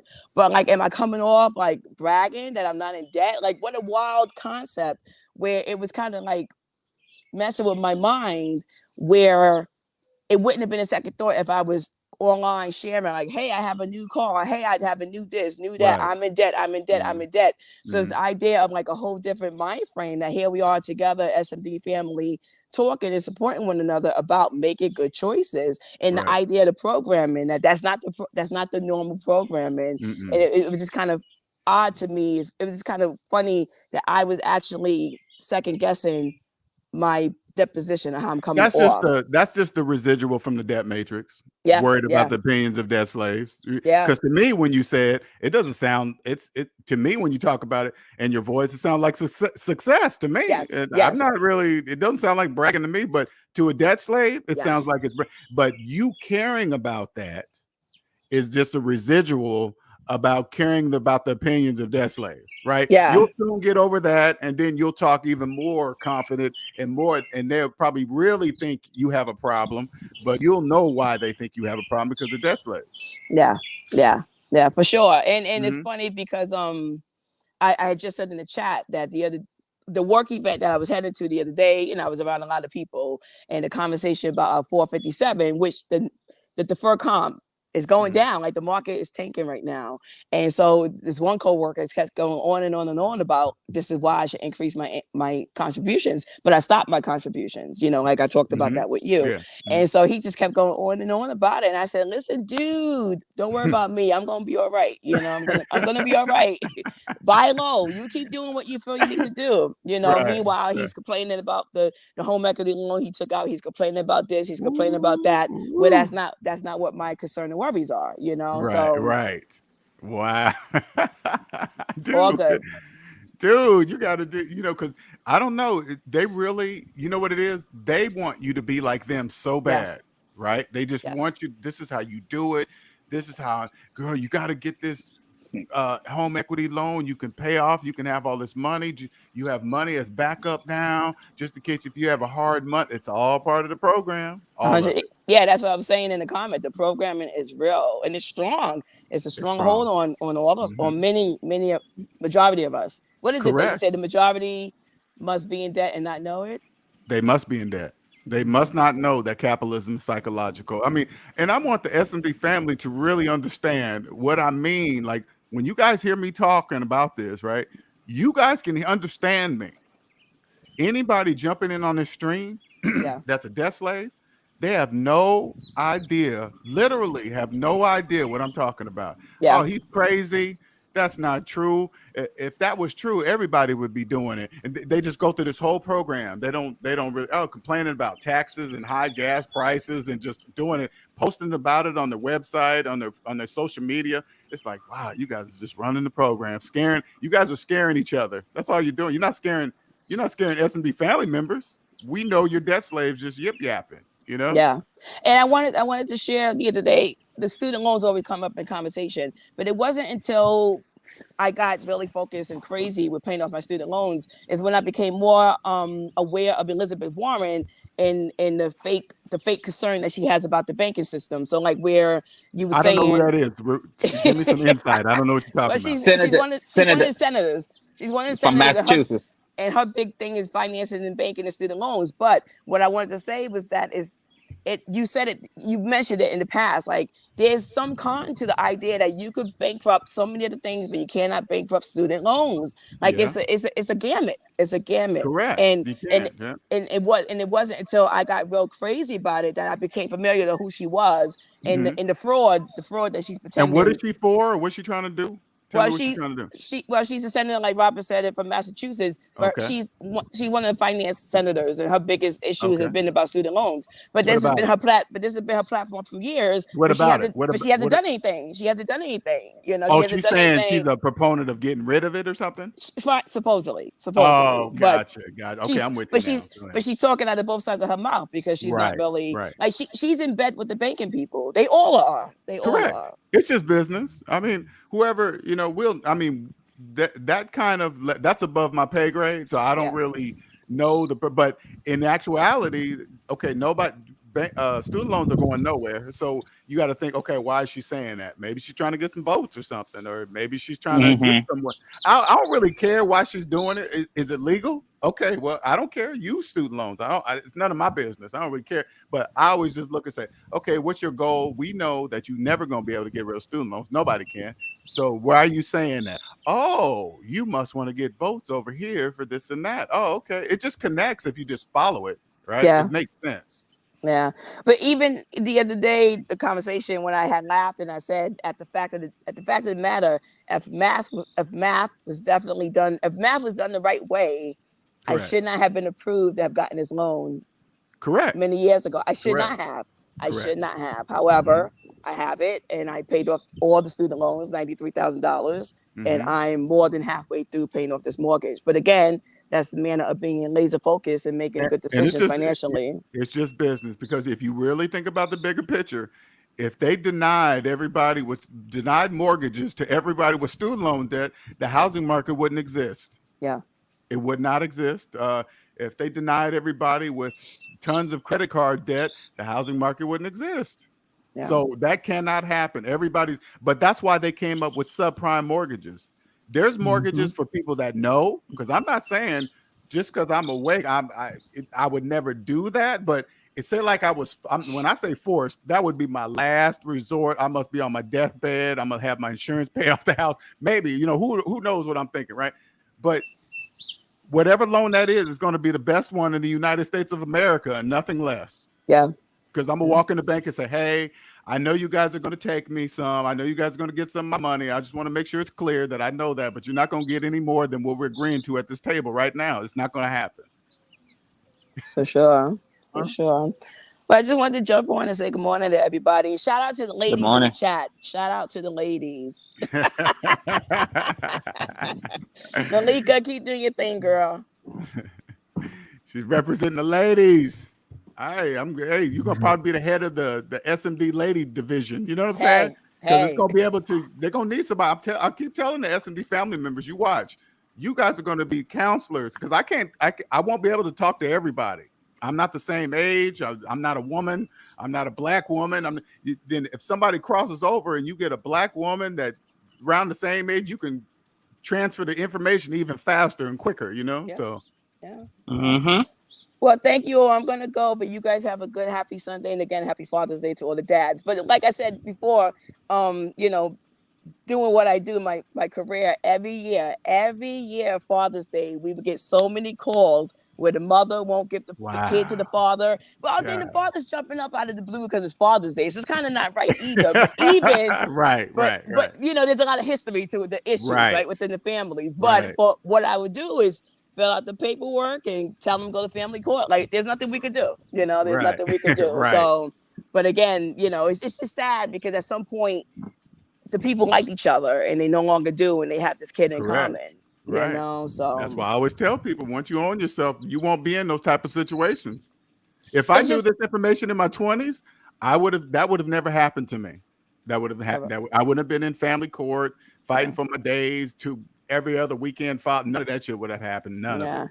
It's just unfortunate that so many people have to learn the hard way. Like, you're trying to teach, you're trying to show, but it's just the programming. Back to your lust. Back to your point of the conversation today. Lust. Yeah, it's lust. It is. It's just lust. It is. It really is lust. And if you control it, the game changes for you. It really does change for you, especially as a man. It really, the game changes for sure. Yeah. Okay, well, I'm gonna go. Have a good day. Be good. Bye, everybody. Be safe. What's up, Dorian? Hey, what's up, fellas? How y'all doing today? I just stopped by. I wanted to go and chop it up with you guys. All right, cool. Welcome, sir. Oh yeah, man. I'm loving the discussion, man. It just came right on time. It's just like, when you brought this topic about lust and whatnot, I'm just thinking about some years ago. I had the opportunity. I'm gonna just tell this little story. It's real quick. It was brief. I had a situation when I was like 19, 20. I went to this party and, like during the morning time or whatnot, I had the opportunity to get with this girl, whatnot, I just known her for a while, but it was like, had opportunity, go ahead and, have sex with her, something like that, raw, stuff like that. And I'm just thinking like that one decision, if I would have did that, like, you know what I mean, and went through with it, I'm like, man, all these things could have just happened. I was thinking about all the times where I could have just got her pregnant and stuff like that. And oh yeah. That's about how old that's the big, man. kid was. I'd be like, my kid would be like 10 years older now, or whatnot. Like, and I would have had what if we just didn't work out and I would have been having to pay child support and stuff like that. I was just thinking weekend father, all that. And it counts on what state you live in too, and it'll count on what state you live in. Yeah, it was that too. We still good friends now, but I'm just thinking that, just that one decision could have just changed my life forever. Like this. Oh yeah, it could have changed your. How old are you now? Oh, I'm 33. Yeah, you could have that decision could have changed your life. And not only that, what if you caught something that you couldn't get rid of? Right. You know what I'm saying? All that and that only happens. And I'm not saying that because I didn't do it. I did it too when I was young. I did it. Right. Right. But I had nobody to tell me that, even though I knew, nobody was there to tell me really what that meant. Right. I wish I had somebody to explain lust to me. Because it's powerful, man. It's powerful. You will do some things that you just wouldn't do because of lust. That's important to recognize. I don't care about no AIDS, whatever. I wanted that. Ooh, damn. Lust controls you. Okay. Right. It's just crazy, right? And another thing too, I wanted to go and mention about situation at work or whatnot. Even nowadays, I mean, I made the mistake, pulled my nuts down or whatnot. Made a mistake. I didn't even realize that, because when you get in the middle of talking and stuff like that, you forgot, like, oh snap, I done pulled my mask down a little bit or whatnot. Oh, gotcha. Yeah. Okay, I'm with you. Yeah, and then afterwards, like I basically just told my coworker whatnot. I had a small amount of debt that I paid off or whatnot. It seemed like ever since then and whatnot, like we don't talk as much. We don't talk as much as we used to. Like, I'm like, all because you told me you paid off some debt. Right, just because of that, I'm like, really? Like,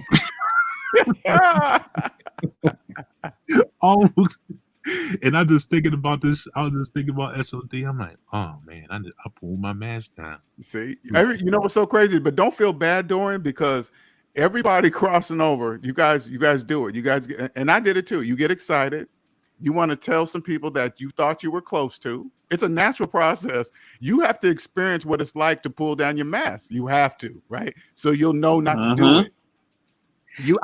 I can tell you all day long, Dorian, hey man, don't pull your mask down in public, but you don't really know what I'm talking about until you do it. Right. Right. And it's like ever since then and whatnot, I mean, she'll wave to me and stuff like that. I don't feel no way about it, because I mean, we co-workers at the end of the day and whatnot. It's not like, we like close like that, but it was still nice, be able to go and talk to her every once in a while, shoot the breeze and stuff. But all of a sudden, that's all I do is get away. Even like I barely get a high now. I'm like, oh my geez.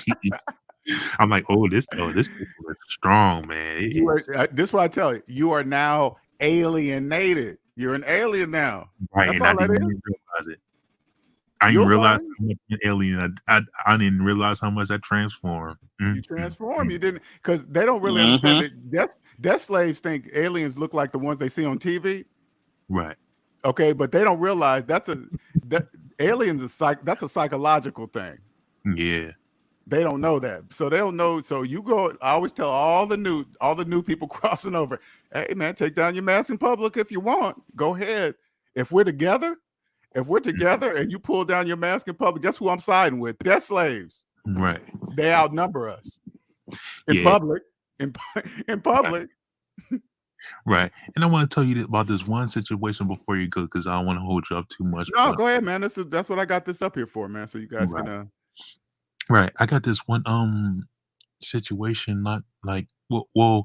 First of all, there was somebody in my family who just recently got a car or whatnot. Financed the car, right? And as much as I wanted to go, like they got a new Charger, and like as much as I wanted to like celebrate them getting it, I'm like, dang, man, they got him, because they switched their old car to go and get a new car or whatnot. Okay, I'm gonna tell you right now, Dorian. You ready? You want to practice? I'm gonna practice with you right now. This is how you do it. Okay. Congratulations. Yo, yeah, that's what I did. Oh, okay. Good. No. I learned I gotta go and blend in with everybody else. So when they talking about these student loans and stuff like that, I'm like, man, that's wrong. They shouldn't be doing these people like that. Oh, I'm blending right in with them, man. That is wrong. Yes. A student loan forgiveness program, man. Right? Why do need to let these people go? Let my people go. I'm not fighting. I'm blending in with them. Like I'm not. No. Right. That's how you got to do it, because it has to be that way. Once you keep coming over, you're gonna have to accept that it has to be that way. Mm-hmm. They have to believe in equity. They have to believe it's okay to pay on student loans your entire life. They have to believe it takes 40 years to pay off one house, because they up to 10 years. 40 years is the new standard. Because I hear people in my job all the time. Oh yeah, I'm doing this overtime so I could go and get this new car. I'm like, oh, I hope you get that. I'm not going to stop you. And you know what's so crazy though? If you really, once you understand it, the 30-40 year thing, death slaves don't know that's the start. That's the minimum, right? Because when somebody says they own a house with a mortgage, you have no idea how many times they have refinanced that house. They could be in that thing for almost 100 years. It take 100 years to pay it off. Yes. Oh, to finish up the situation is, my car ended up getting hit. Like I just recently got my car back in the shop, so somebody hit the back of my vehicle, because they were like drinking. I guess they had a Red Bull whatnot in their hand and whatnot, and they weren't paying attention to what they were doing. So they were trying to go, like by the time they got to see the window or whatnot, trying to get in control of their vehicle, they hit my car, and I was worried about it because I had a warranty and insurance and stuff like that. But their insurance, the guy who hit my car, paid for the vehicle, but the family member who tried to go ahead and persuade me to go and I don't know, your vehicle gonna be like worth anything or whatnot. Like if they, you should probably look into going and getting a new car or whatnot. Like my car's already paid off. So I'm like thinking, like, why would I need to? Some slave explaining. But go ahead. It's like I was like, some insurance companies go ahead and like if it's bad enough, they'll go ahead and just give you the money and just give you a new car. I'm thinking in my head, like if they was to go and do that, guess where I'm going? I'm going to the auctions. I'm going to the Facebook Park, Facebook Marketplace, and I'm paying cash. Cash, exactly. Cash. If it came down to it, and they gave me money, man, I'm paying cash. I'm not financing nothing no more. Like. Debt slaves, man, they'll try, but you gotta remember they're running a program, right? Oh, don't put that money in there. That worth thing. Like say you had a paid off Honda Accord, right? And it was worth $6,000, right?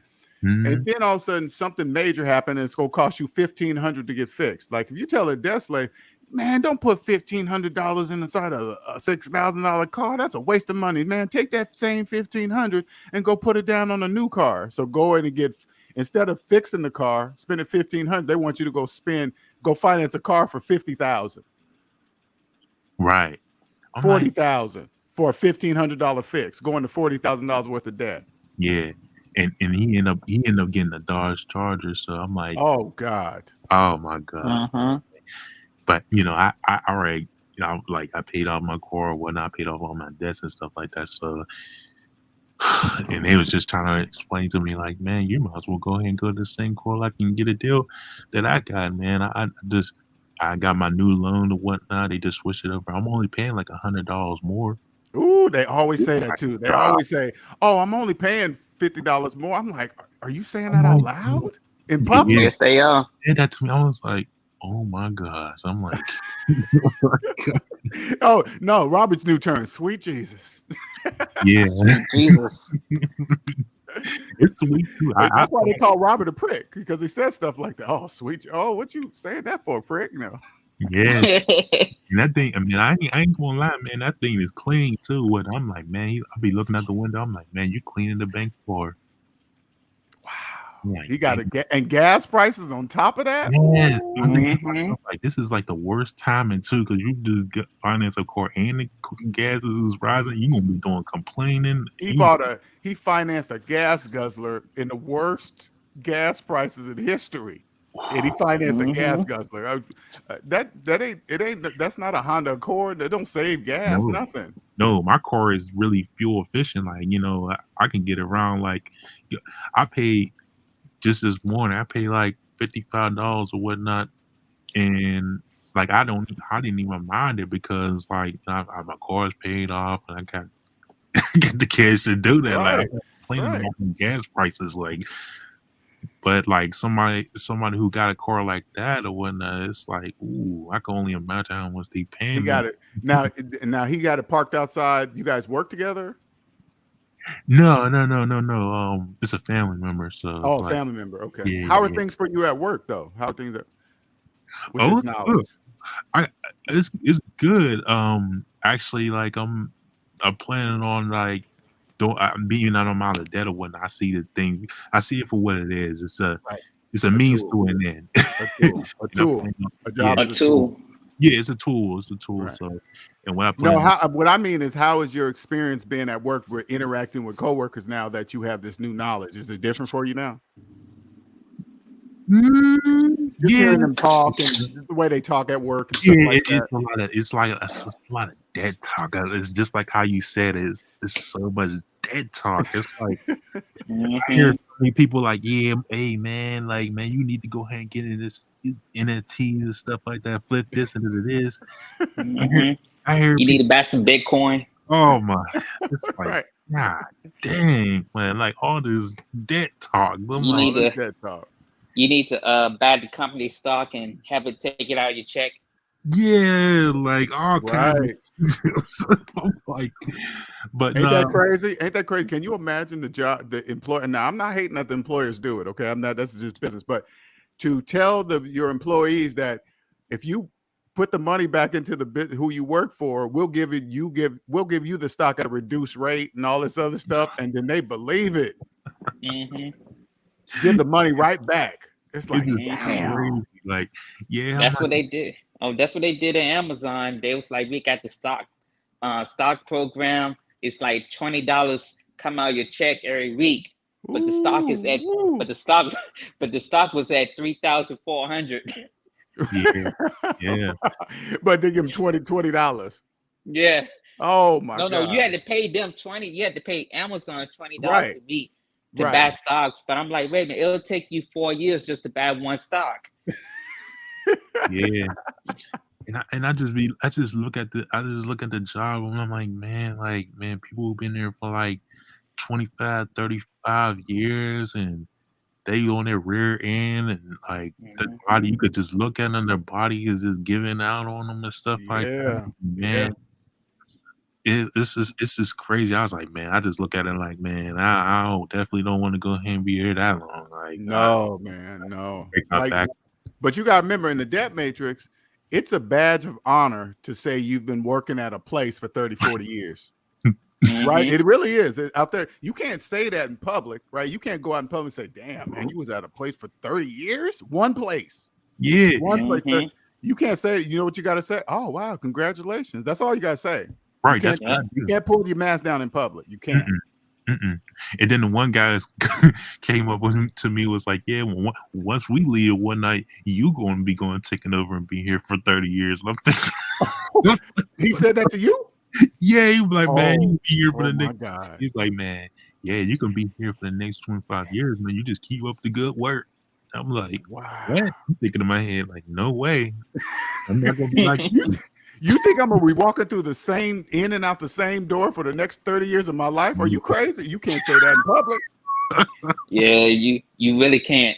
You can't say that. You cannot say that. You be like, oh wow, okay, congratulations. And after, so crazy. I remember one time I was at, this is when I was in the debt matrix. Okay, things that clicked and you don't really get it, but it don't make sense. You don't know when you're in it, right? I remember I got this new job. And when I was there was a person celebrating 20 years in the job. Okay. But I'm new. So we're sitting down in the conference room or wherever we're at. And then they hand them a certificate and look like a chip of a ruby on something and say, hey, congratulations for 30 years. I said, after 30 years, that's what they're giving you? I'm like, wow. I thought to myself, that doesn't seem right. They printed off that thing in the printer and put your name on it and just printed it off and said, here you go. Thank you for dedication for 20 years. And here's a pen. Right. And I just look at that like, man, like, I look at it so different now. Like, man, my time is everything. Everything. And I'm thinking to myself, like, man, when you think about psychological capitalism, it's being a psychological just I forgot the name of what you said or what. No, psychological capitalism. Yeah, you said it right. Psychological capitalism. I'll be Correct. like myself, like, man, it's like you like it means everything to you to whatnot to get like it means everything to you. It means nothing to them or whatnot. It's nothing for them to go ahead and pay you a certain amount of money or whatnot because they got your time means everything to them. Correct. But the money they give you whatnot, it means everything to you. Like it's like now, like especially when you start getting into your own business, whatever that is, and say like it was producing. Oh, I am. Yeah. And say like you needed a machine to produce something. Like I have another business, okay, and it takes particular machines to do certain things, okay, and so there's a one way you could do it. But it's more manual labor, but it's going to cost more time in your life. But if I spend a few $1,000s on this other machine, it could do the same thing, but in less time. I always go for the things that will allow me more time in my life than using my time, even though it's my own business, because people get it confused. You can get your own business, but if you spend all the time in your life for the business owns you. It does. Right. It don't even matter. It don't even matter. So I always look for things that are going to save me time. I don't care what it costs. As long as it's quality and it's going to save me time, it's worth the money. Absolutely. Absolutely. Oh, yeah. And another thing, too, like I wanted to go and mention, too, it really hit me hard because I just recently went to my niece's graduation. Well, pretty much, yeah. I went to my niece's graduation. I'm thinking to myself, what if I was in debt still? I probably would have been like, man, I would have probably like, oh man, I can't go and make it to the graduation. I gotta get this extra overtime. Things it hit me hard too. I was like, man, like what if I was still in the debt matrix and I was just hard up for money and stuff like that? Like those memories or whatnot. Well, you know what the majority of people do? They'll put it on the credit card because they'll think, oh man, this is a once in a lifetime thing. I can't miss it, even though they got no money to go. So they're gonna go into debt because of themselves over it. Right. I'm like, man, like I was like, man, I'm just so glad I'm just out of it. Like I'm just done. I felt more freer. Like as soon as I was like, I just seen like seeing our niece graduate, and I was like, man, I'm just so happy to just be here to just Right. be able to see it, like, Been and able not to do worried. it, worry about paying all the money Right. back or whatever, right? Right, paying people money and whatnot. Mhm. Gotta go ahead and do extra overtime to go and cover it. Like, man, nah, I'm good. Only overtime I did was to go ahead and just pay my debt. That's Pay it. your debt off. That's the and I was that's telling a the good coworker thing. that. That's a That was, good thing. I told my coworker that I was like, man, I don't, like, the reason why I did all the overtime that I did is to go and pay my debt off, and that's it. Yeah. After that, I'm. But they don't. You gotta remember, you saying that they don't really understand what you mean when you say that. What you mean you working overtime to pay off your debt? Everybody has debt. Debt is part of life. What you gonna do? There's that you gotta. That's what's going through their brains. Right. Mhm. Right.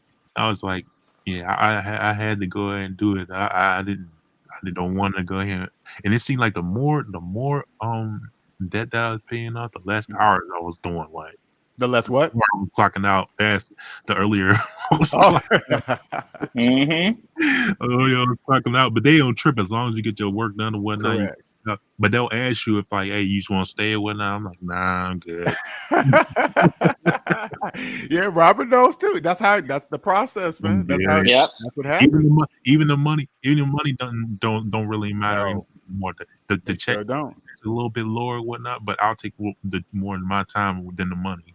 Right. Mhm. And you know what's crazy is that I experienced when I was getting out of debt, same thing, but I didn't know how to explain it. That's why I'm fast forwarding for you guys.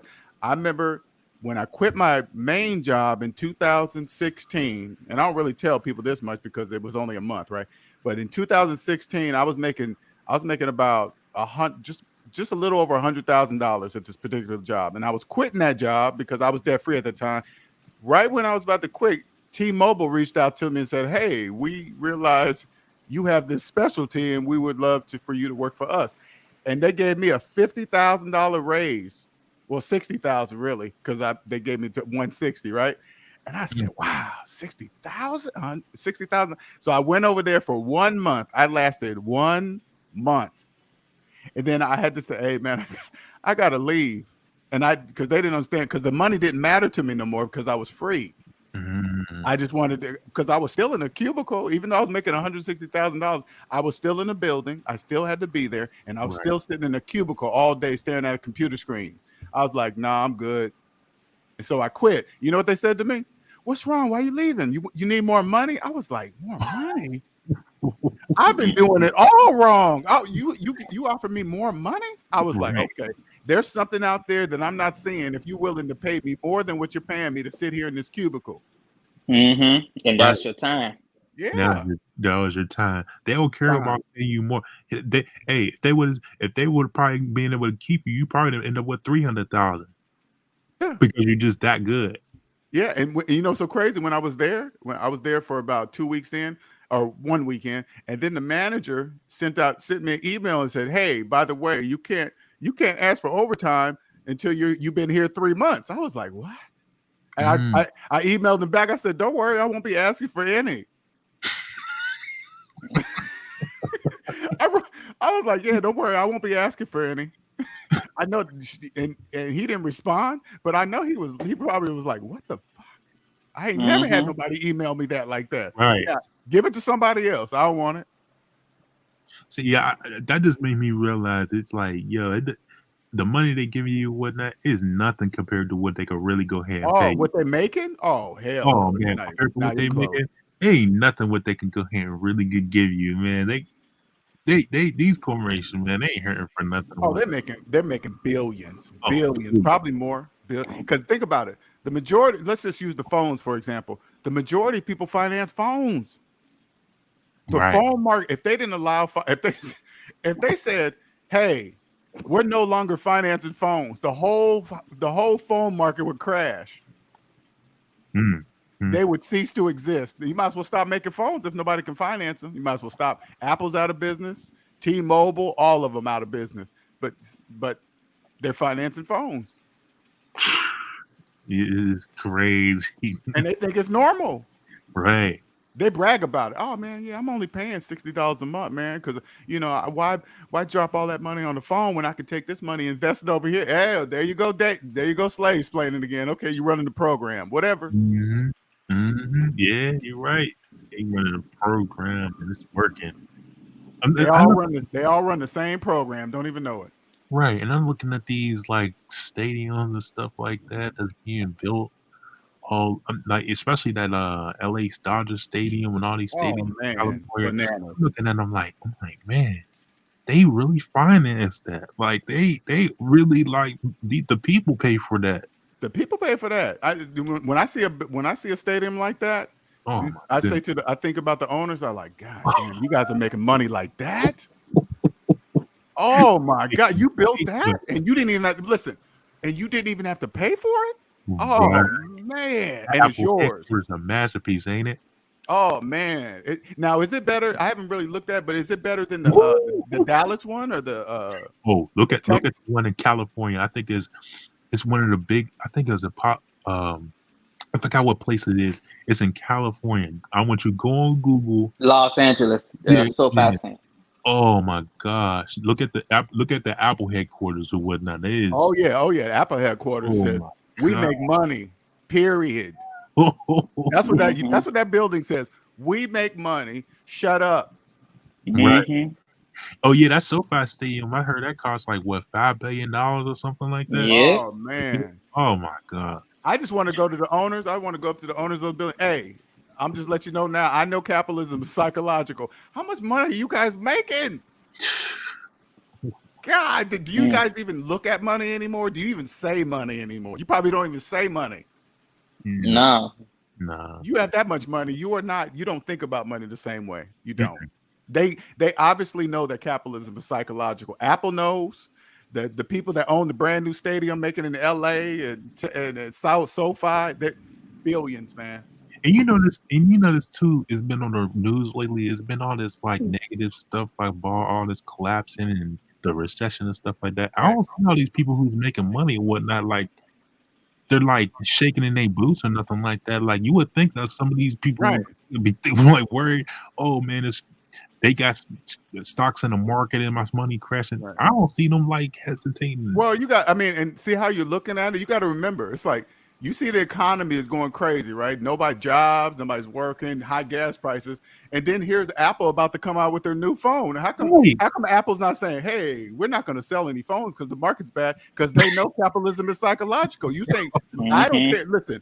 I don't care how bad the market is. They are still going to finance phones. It doesn't matter. Yep. And they still gonna go to Chick-fil-A. They still gonna go to Chick-fil-A. Everything, man. They gonna financing phones is not gonna stop. I don't care if you're not making any money. They're gonna finance that new iPhone, whatever. What's the next one coming out? 14? Yeah, 14 Pro. 14. I lost track of how many phones then starting to come out. They come out so fast. It's like, and people keep. But the only difference is that they just upgraded the zoom in on the lenses, so like you can get crisp pictures. That's the only difference. Now. Oh, okay. You told me that. Oh, yeah, I'm financing one then because they upgrade the lenses. Oh, yeah, I'm getting that. Yeah, I definitely got. Oh, I was going to say, did y'all hear about Geico Insurance? No. What happened? This definitely fits into the subject of lust. In Minnesota, in the state of Missouri, a woman caught an STD from a man from having sex inside the car. Say that again. What happened? What? A woman caught an STD from a man inside his car, right? Okay. So since the car was insured by Geico, she sued them for millions of dollars and won. She sued Geico? Yes, and won. She won because she caught an STD inside of a car by having sex with a person. Yep. Yes. She sued Geico for what? And won for like $5 million, and she won. What was the basis? I don't get the basis. Oh, the basis was because she was injured inside of the car by getting the STD. Correct. What the? What? But yes, that has happened. It's like it happened. It happened earlier this month. I'm surprised nobody didn't talk about it because it was on Twitter, Instagram, and Facebook. They was like, yes, the dude gave her HPV inside of his car, and the car was fully insured by Geico. So because she had an STD, and she was and the car was insured by Geico, Geico was at fault for her catching the STD. In the state of Missouri, it's like that. It's a law. Like if a woman gets like an STD inside of an insured car, like and she don't know about it, and she get tested, she can sue the She obviously researched that. Yeah, obviously. that's a state. That's a Oh, state. yeah. That's like some states like that. So that's another thing. That's a research thing. Somebody that understands the AKA loopholes, because now it's going to be closed. Every insurance company is going to see that happen. Now they're going to rewrite so everybody with insurance, be expecting an email from your insurance company say, "Hey, we updated our policy." Believe that's happening. Yeah, exactly what happened. And another thing about these lawsuits and stuff like that too, like I don't know if you heard, Ford Motor Company has something where they have like I think it was like $4 million set to the side or something like that. Set if they was to go ahead and get sued, they can go ahead and give the person that's they're sued, because they don't even want to go ahead and go to the courts and stuff like that, paying all these fees. Yeah, like a slush fund. Yeah, they'll give you a settlement, like, but if you don't take it, you're gonna go end up paying the fees and stuff, like, to the point where you should have just took the money.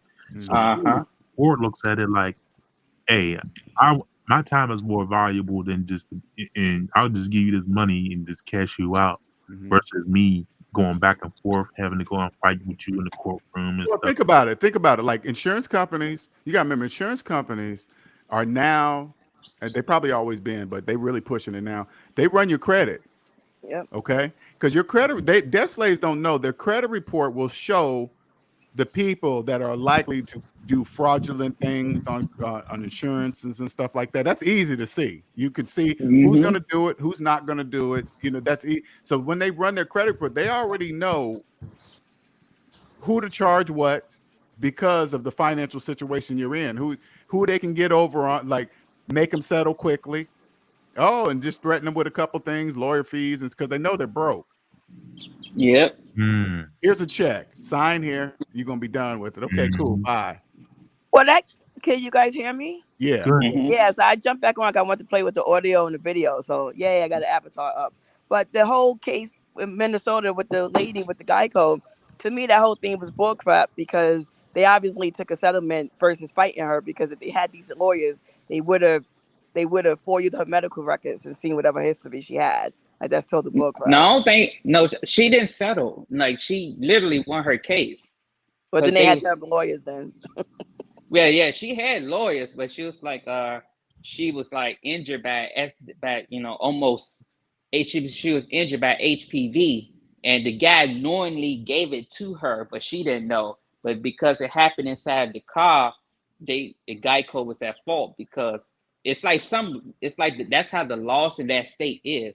And it's been like that for a long time. Well, you gotta remember, it's no different than somebody get, the lady that went and got a hot coffee from McDonald's and spilled it on from McDonald's, McDonald's. You know what I'm saying? Yeah. It's just like, oh, okay, we left that hole. Like, those big businesses are like, oh, we left that hole open. Okay, hire some professional people, put it in the policy so that never happens again. Because they're making billions of dollars. Okay, I want you. $5 million is really nothing to them. Nothing to them. Nothing. Now I was just saying, like, to people that got STDs out there, they're gonna change now.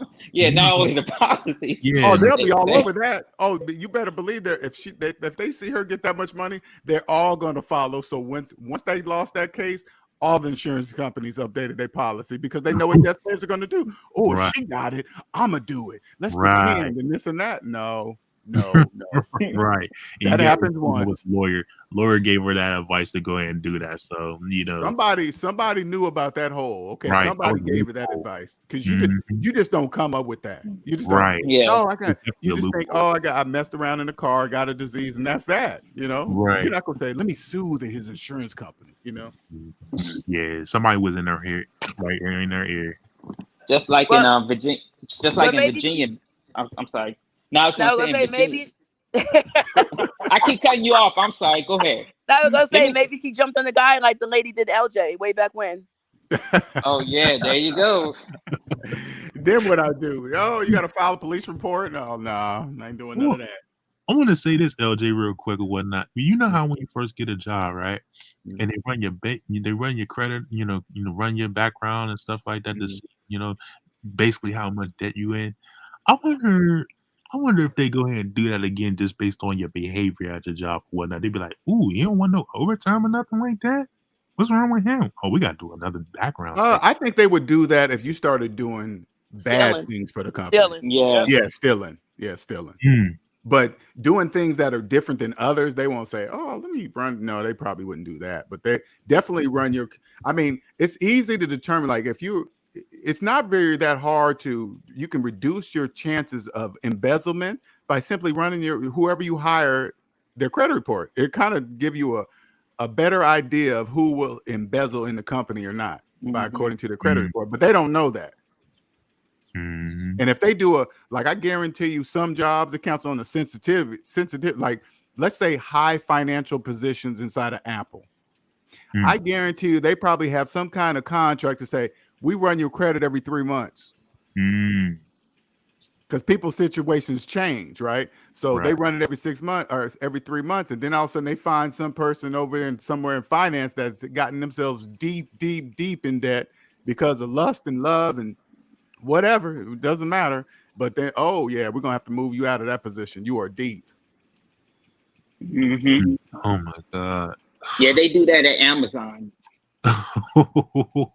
Guaranteed. Yeah, they really do. And I was talking this about last night to a client. I was like, you know what? I guarantee you, businesses like Apple and Amazon, they have special positions for people that understand capitalism is psychological. It's not advertised because it doesn't make sense to advertise it, right? But I guarantee they have to know this. They have to know capitalism is psychological. Yeah, I met them, like the special group of lawyers that Amazon, it's called the S team. Okay. And I met these people. Yeah, they came on to the site in Chester, and they all went to the meetings and stuff, and they went inside. They was like, our job is to protect the company. So when we find people in finance positions, trying to do things with money and stuff, they on the scene immediately, like almost like a flight in 2 hours. I ain't gonna lie, that would be awesome to be part of that team. I ain't gonna lie, that would be awesome. It's a group of lawyers. Ooh, I don't even have to be a lawyer to be part of that team. Believe that. I don't even have to be a lawyer. Well, that would be awesome. I ain't gonna lie, that would be awesome. Yeah. I seen a video just recently, not too long ago. I don't know if you've seen it already, but it's called a video. It's called it was talking about Amazon. The title was called "Suffer While You Win Prizes." And I'm like, okay, I could kind of get an idea where this video is gonna go to, because I worked through it, so I know exactly what it is. During peak season, you work 60 hours a week. They say you gotta. Oh, I'm sorry. Go ahead. Did we lose Robert? Oh yeah, we lost Robert. Yeah.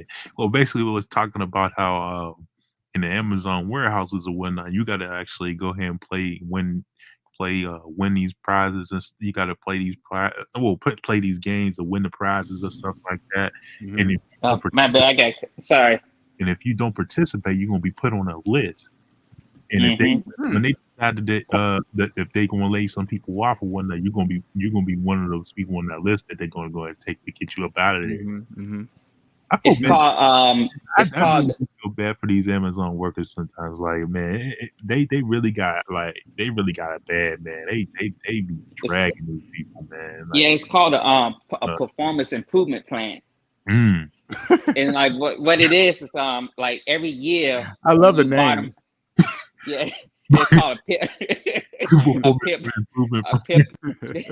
PIP program. It's like when you don't make rate, when you don't go fast enough to pick or pack or induct items, what they'll do is they'll put you on a performance improvement plan, and you gotta which is harder before they send you out the door. Also with the stuff with the rent prices on peak season, you work mandatory overtime during Christmas season, which is 60 hours a week. Mandatory overtime. It's for the whole from Thanksgiving all the way up to Christmas Eve. What you do is you work 60 hours. They give you a scratch off ticket. And let's say, because this happened to me, I scratched off the ticket and I won a PlayStation 4, right? Now don't get too excited. On my next on my check the next week, right? They took the price of the PlayStation out of my check. What? No. Yes, they do that. It's a tax write-off. It's a tax write-off. Instead of to them, it goes to you. Oh, So like, God. What? Say that again. And what happens? What? It's a tax write-off from Amazon to you, except you pay the tax. Oh, God. Just like the TVs, the phones, $100 gift card. Yeah, anytime you win something. Yeah, sometimes you win a candy bar. Yeah, I mean, you know, because one time during peak season, like you made, let's say you did better in the whole department that you made. Like you got a scratch off ticket and be like, you want a free Trix bar. Like, you know, thank you for working hard for us. Like here's a candy bar, dead slave. Here. There you go. You slave. Hey, just right in your face. Just telling you, just a low down, dirty dead slave right in your face. It's it's like when they go mandatory overtime. It's like, what? Hold up. I'm getting a job and then you're going to tell me I have to work? Are you crazy? Are you crazy? Right. And just to think like I was working in the job I work now, when I first started working there, it was right at peak season, right there, like in the holidays. And another shift was they called it on an intercom like right before they started, right before their shift was ending. They was like, "Oh, it's mandatory for you to go and stay an extra 4 hours." I was like, "What?" Yeah. Right before they getting ready, and I'm like, "What? Y'all They do that. Yeah. How is this legal?" Because they got they let you that's legal because long as they let you know 4 hours in advance before your shift ends, they can do that. Oh. This what gets me though. I ain't gonna lie. This what gets me. Unions kill me, man. Because when I was a kid, right? I remember I got this job at this grocery store. I didn't know nothing about unions, okay? But this particular grocery store had a union, right? So I get the job. They say, "Oh, by the way, it's mandatory that you're part of the union." I said, "Oh, okay." Then they said, "And then you got mandatory union dues." I was like, "What?" And if you don't pay them, you can't work. I was like, "Okay, hold up." I'm thinking to myself as a kid, that don't make sense. You know, it's like, and so when I see that mandatory fees, it's like, what if I don't like it? What if I don't want to be part of it? Then you can't work here. It's like, you gonna tell me what I have to pay? Right. They force you to pay. And then one time we went on strike. I'm paying union dues all these years. And then we go on strike. And then they say, "Okay, now we're on strike. We're gonna pay you some while you're not working, we're gonna give you some union pay," which was damn near just like a quarter of what I was making. I was like, but you, in order to even get that little peddly peanuts, you have to come and pick it. Yep. If you don't come and pick it, you get nothing. I was like, what? That don't make sense. Just like how they can block you from jobs as well. Like when the power grid went down in Virginia and in certain parts of New York, and people was coming from private companies were coming from out of state to fix the power grid up there, and the union people, they was like, no, only unions can do this. Right. Yeah, they can, like it's a privilege or something. Yeah. And see, Arlene says unions won't allow the workers to get taken advantage of. And see, it's like this. This is how I look at that. Okay, this is me. I'm not working at a place that's going to take advantage of me, so I won't have to worry about a union. You know what I'm saying? Yeah. You know what I'm saying? I'm not working in a place like that. Why do I need? It's like this, and this is. I know this is a bit well ahead of people thinking like this, but it's like, why would you want to work at a place that would take advantage of you? You know what, LJ and whatnot too. I want to get back to Amazon and whatnot. People keep on saying, "Oh yeah, Amazon needs to unionize." Y'all don't get it. Y'all don't understand how many people are probably in their pockets. All these politicians and whatnot, they are so big that they won't go ahead and push Jeff Bezos to go ahead and unionize. And I highly doubt that or whatnot, because he probably knows so many people in so many different places to go and I have. think they all working together, honestly. My opinion, Yeah. from outside looking in, I'm thinking, okay, all right, Amazon, pretend like you're against it. Okay, we're going to keep fighting. And then all of a sudden, okay, Amazon, I know you make billions and billions and billions of dollars, but you're going to fold because they're going to demand it. And then you're going to pretend like you lost. And now we're going to work together and get paid. Union is not free. No, You it's have to not. pay. So not only do you already have to pay to work for taxes, now you got to pay to work again because you're part. Man, no, none of that. No. Right, man, that is a trip, man. They would go ahead and use their prizes as a write-off to take it out and get. Yes, they do. Yeah. And this Yeah, is I don't care. I don't care. Unions do. Hey, whatever they do to make money, I really don't care. It's just right. And this is the thing they do too. When people are on the machines, just like Robert said, the performance-based system or whatnot, they got people who work, bust their butt off and stuff like that, and they on point and stuff like that. And the AI and the machine, the technology is telling them, "Hey, you're not working fast enough. Speed it up." right. Yep, the algorithm. The algorithm tells them on the sheets and stuff like that, you ain't working hard enough. Speed up, and then end up getting them fired anyway. Yep. I remember one time I walked in. Me and my girl was traveling, so we went into Walmart real late one time, right? And there was this machine scrubbing the floors and taking inventory at the same time. A machine with cameras all over it. And I'm in there, and there's this person stocking the shelves too. I was like, "What is that?" There's like, "Oh, this robot does this. It does all this and that." And the guy turns to me and says, "Yeah, but it's not going to affect us because it's just taking away the little work that we just don't want to do." I was like, "Do you believe that shit? You believe it?" Here's a robot that does two things, never gets sick, ever, never calls in, never demands more money, and you think it ain't here to replace you? Are you crazy? It doesn't need vacation time. No vacation time. Yeah, it ain't complaining about vacation. It's always here. It never leaves, ever. Don't need sleep, nothing. They talking about, man, y'all trying to unionize on us or whatnot, trying to make me pay y'all more. We're going to get these machines up in here and replace y'all. Yeah. And again, I don't care. Whatever, it's business. I see, save you money. Right. Okay, take out the human element. Hey, see you later. Right. It's business at the end of the day. I mean... Well, I'm going to go ahead and drop off. Y'all have a good Sunday. Happy Father's Day to everybody. Y'all be safe. All right, man. Later. Later. Hey, shout out to Nick Penn for the $9.99 super chat, sir. It's crazy. We talk about Amazon. I'm studying to become a cloud engineer for AWS. Okay, cool. Yeah, virtualization, LJ, just like you used to do. Yeah, that's the answer. Right? That ain't going. Right. Virtualization ain't doing nothing but going to improve. That's is the way it is. Period. I'm so glad I made that decision. I ain't gonna lie. I'm glad I made the decision to virtualization. Yeah, that's the perfect thing to get into. Yeah. What's up, Andre? Hey, how y'all doing? Can you hear me? I can hear you. What's going on, sir?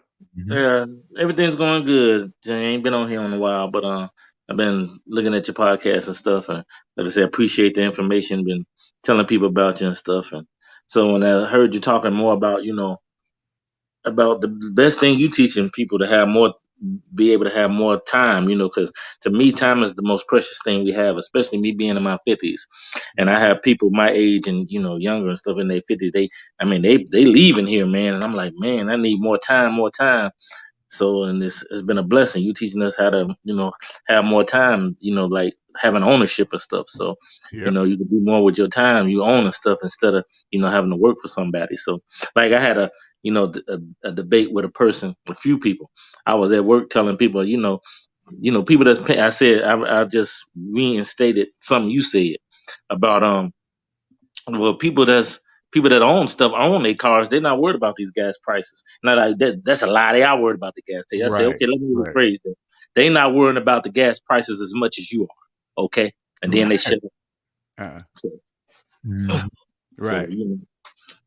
It's a blessing what you're teaching us, man. More about, having more time to do what you want to do, man. And time is the most precious thing we have. So. And that's the goal, man, to own the majority of it too, man, if not 100%. Because like you got to remember, people like Elon Musk, Jeff Bezos, they own 100% of the time in their life. That is 100% clear. time. 100%. They own it. It's amazing, man. That's my goal. My goal is I'm close. I'm not at 100 yet, but I'm close. And that's a good thing, man. I'm trying to get there. So as soon as I get this car paid off, I'll be there, where I need to be. So man, it's a good thing. It starts, like I always tell everybody, it starts psychological. First, you got to know in your mind that it's even possible. Right. Exactly. Right. Once you know it's possible, now the rest is just you're gonna do physically whatever it takes to make it happen. Period. Right. That was possible now because you gave me the formula of what I did. Hey, listen, you want to go on yourself, get yourself out of debt, start your successful business, own more time in your life, and you're gonna go ahead and be rich. Yeah, you're gonna be rich. And it trips me out too when when you do a video, they point out different things that they dislike instead of just following the message or whatnot. They did miss all the points that you made in the video, but because you said slave, it just yeah, that's everything because it's hitting them. That's why. LG, tell you, I was butthurt, man. When I'm sorry, though. I was butthurt, man. I mean, I was when he say, "Now, sick." I mean, every time I think about it, it remind me of Total Recall when the guy supposed to been like when he went to go see the guy and told the old boy to now take this pill, but put it in your mouth, now swallow it. And that's the way I feel about it because he told me, he said, "You're a death slave." Now say you're a death slave. I'm like, I'm a death slave. And for a little while after that, I was pissed off, man. But then I thought he said, "He's right," and he changed my whole life, man. You can't. That's how it works. Yeah, because you can't go ahead and say no to math for one. It kills me every time, and it kills me every time you do this, LJ. You be like, "Hey, listen, I'm gonna go and tell you something, and I'm gonna make you agree with me." I'm like, "Oh, he's about to go and get him." He's like, and they say yes every time, and then they be like, "But no, there ain't no but. What do you mean? You can't go against this man." You wait till you guys see me up on stage. I'm gonna be using these same things when you guys see me up on the stage in front of cameras and all, and you hear me say those words. I'm gonna make you say, "Oh shit, he's about to bring it." You have some security with you when you leave up out of there. Yeah, hey, what's up, Red Sing the Blues? What's happening, sir? What's up, man? What's up? Can you hear me? Yeah, I can hear you, man. I'm just putting my tool. I'm just reforming my bag. I got a gig tomorrow. I gotta do some what you call it. I gotta do audio work. So I gotta do an audio build for somebody. So just getting ready for work tomorrow. All right. Is it a good thing or bad thing? I kind of hear it in your voice. Are you happy about it? No. I'm happy about it, man. I like doing my work. I just the process of getting everything together. That's the terrible part. You know what I'm saying? Gotcha. But it pays, man. It pays me like 30. This one's paying me 31 an hour. So nice. Yeah. Okay. Nice. That's my career. That's what I wanted to do. I put on shows every day. You know what I'm saying? Whether it be on my podcast or just outside, man. When you say shows, okay, I know about your podcast, but what you mean outside? What's that mean? I do this for a living. Like I do events, theater. I work in live houses and stuff for a living, man. And what are you doing exactly? I do. It depends on the job. It depends on what people hire me for. So I could either be audio 2, audio 1. I could either be troubleshooting the equipment, which is what I'm not going to be doing that tomorrow, but I'm just going to be building the audio rack tomorrow. So Gotcha. I'll be learning about the systems and stuff that they'll be using, and I'll be in Harlem this week. So making money doing what you already love to do. Yeah, man. Nice. No, I'm happy for anybody tells me that. I'm 100% because you're gonna be the best at it. Yeah, you don't really get that part. Get paid for what you already love. Of course, you're gonna perfect it. Period. It's just auto have. That's automatic. That's a blessing. You love what you do. You never have to work a day in your life. Yeah, man. Well, I mean, that's why I also do my podcast every day. I just, I don't plan on like in 10, 12 years, I plan on not going back. I heard that, man. No, man, keep pushing, doing what you do, man. For real. I mean, you guys, that area where you at on the YouTube podcast, that's a big genre, man. You guys I don't know what you're going to do to make yourself stand out from everybody else in that area, that space, but you know, I don't really I know. already did, man. Like I'm not in the, you know, I don't really talk about the, you know, the gender relationship shit as much anymore. I talk about like, you know, different topics, man. I talk about I even, you know, dabble in the entertainment industry news. So I've been doing more of that, and I've been getting a lot more of a response from like it shows in my numbers. Like a lot of people will say, oh, well, you only do like a few hundred to a few thousand. I said, well, that's how it starts. Right. I said, I'm not trying to aim for 100,000 right, you know, views in a day. Like I'm trying to see who subscribes to the channel, what the algorithm says and stuff like that, and what people are like literally talking about when it comes down to entertainment news, because that's my avenue. And I've been in my commentary. I've just been in social commentary ever since. Like I just like I've learned that, you know, I'm not gonna get anywhere with the whole like, oh, talking about, you know, 304s all day. So it's like, all right, fuck it. You know? I don't even know what that is. What are 304s? What's that? Hoes. Oh, okay. See what I'm saying? It's like, it's a waste of my time, man. I said, yo, look, listen, because I even told these dudes, man, I said, look, if you don't want to do the work, man, if you don't want to get up on this money, you don't want to do anything, all right, cool. All right. Because I'm not gonna, my father always taught me, and I wanted to say also happy Father's Day to you, but my dad always taught me, like, and I didn't get it until I got older. It's like there's only but so much I can teach you. And if you don't want to learn it, it's like, all right, like I'm not gonna yell, I'm not gonna sit here and try to make you get it. It's like you're gonna have to do it on your own. So it's like do it on your own, man. Because at the end of the day, you know, I'm gonna get mine how I get it. You know what I'm saying? That's it. Nah, man. Keep pushing. And you young knowing this knowledge, man. Congratulations, man, for real. Because that's the only way. Like, I want people to understand that the only way you're going to earn true wealth, if it's owning the time in your life, you got to create something. That you have to create something on your own. That's the only, because you can't do it with a job. So you have to create it. There is no other choice. And you got to figure out what that is. A job is I mean, it's a tool. Like, it's a tool. Like everything is a tool. You got to make sure that you're using the tool right, man. Like a lot of people, and I see it all the time when I go into work and people are like full time. Like for me, I'm saying, okay, I would definitely do full time, but not for long, right? I would want to do my own business venture. Not saying that you shouldn't be working full time or anything like that, but it's like, all right, cool. You know, I thought about it, you know, like, okay, I would want to, because 5 years from now, I would want to own my own podcast studios. And I started thinking about it, you know what I'm saying? Nice. So I said, all right, what I'm doing right now is working for people, learning the craft, doing all this other stuff. And, you know, when I see all these other people talk about their lives and how they fucking suck, I think about it and I said to myself, you know what, man? I started really thinking about it. I said, you know what? I would love to work full time, but I don't want to, you know, lose my momentum and then lose my mind and my health and stuff like that. Working for somebody for the rest of my life. Like I can't do that, you know? Right. Yeah. Yeah, that's what you eventually go wake yourself out of. It's like, because to me, like having a 9 to 5, my job is not too bad, but it's just too much tedious. It's like too much doing the same thing over and over again. It's like being on the wheel after a while. I had to go and own a business or whatnot and doing what I like to. That's why I eventually want to go ahead and branch out. Yeah, it forces you. It definitely forces you for sure. All right. Yeah, it definitely does. All right, let's see. Steven, you there? But I'm gonna get up out of here, man. I just wanted to, you know, wish you a happy Father's Day, man. Thank you, sir. Much appreciated. Thank you for jumping on, man. Thank you for taking the time to jump up here too. Okay. Hey, LJ, how's it going? Okay, what's going on in the background? Something's going on. Oh, do I have noise in the background? Yeah, you got noise in the background.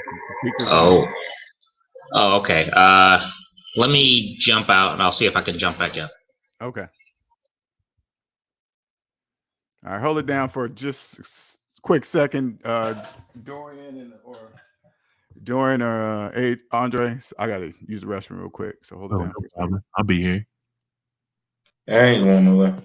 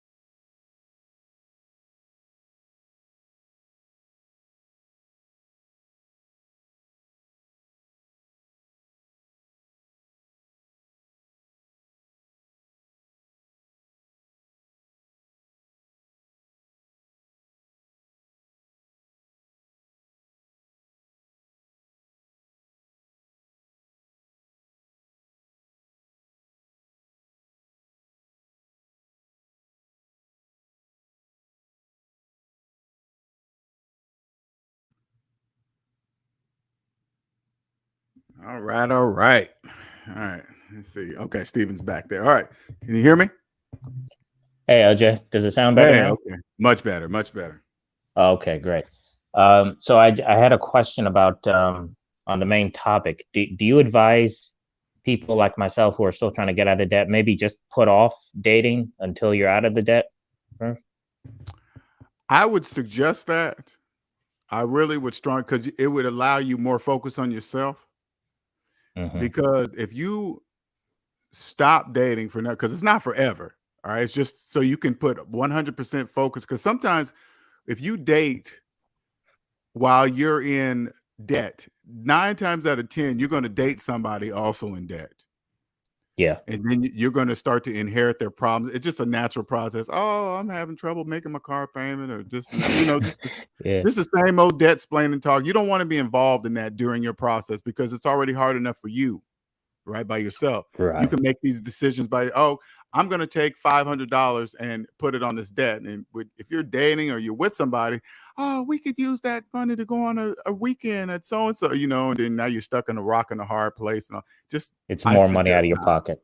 Correct. Because when you're done and then you jump back in the dating scene, it will be very different for you. I promise. Very different. Okay. Sounds good. Yeah. Like I think we spoke on the thing a few weeks ago, the video you did about high gas prices. But yeah, it's still, you're still just trying to climb it out. I remember people in the chat suggesting, work overtime, reduce your expenses. So that's what I'm doing. I'm trying to, get as much overtime as I can at this job, which the more I think about it, I can't wait to leave it after I get debt free. But in the meantime, just keep doing that. And then I guess try to reduce expenses. I had to cancel the Planet Fitness membership just to have a little extra money. Correct. So I can put it towards that. All of it counts. Like that's what I do for clients too. Because a lot of people don't really understand when you say reduce expenses, a lot of people don't really understand what that exactly means. And so I write out some of the things that I did, like getting the exact same services for less money, right? Because when you're in a debt matrix, you finance everything, so you don't really know those things can be reduced, And so I just point out those things and write them out, and they're like, "Oh, okay." And then they take that extra money and put it towards debt. Right. Yeah, because that's the hard thing. I'm trying to find.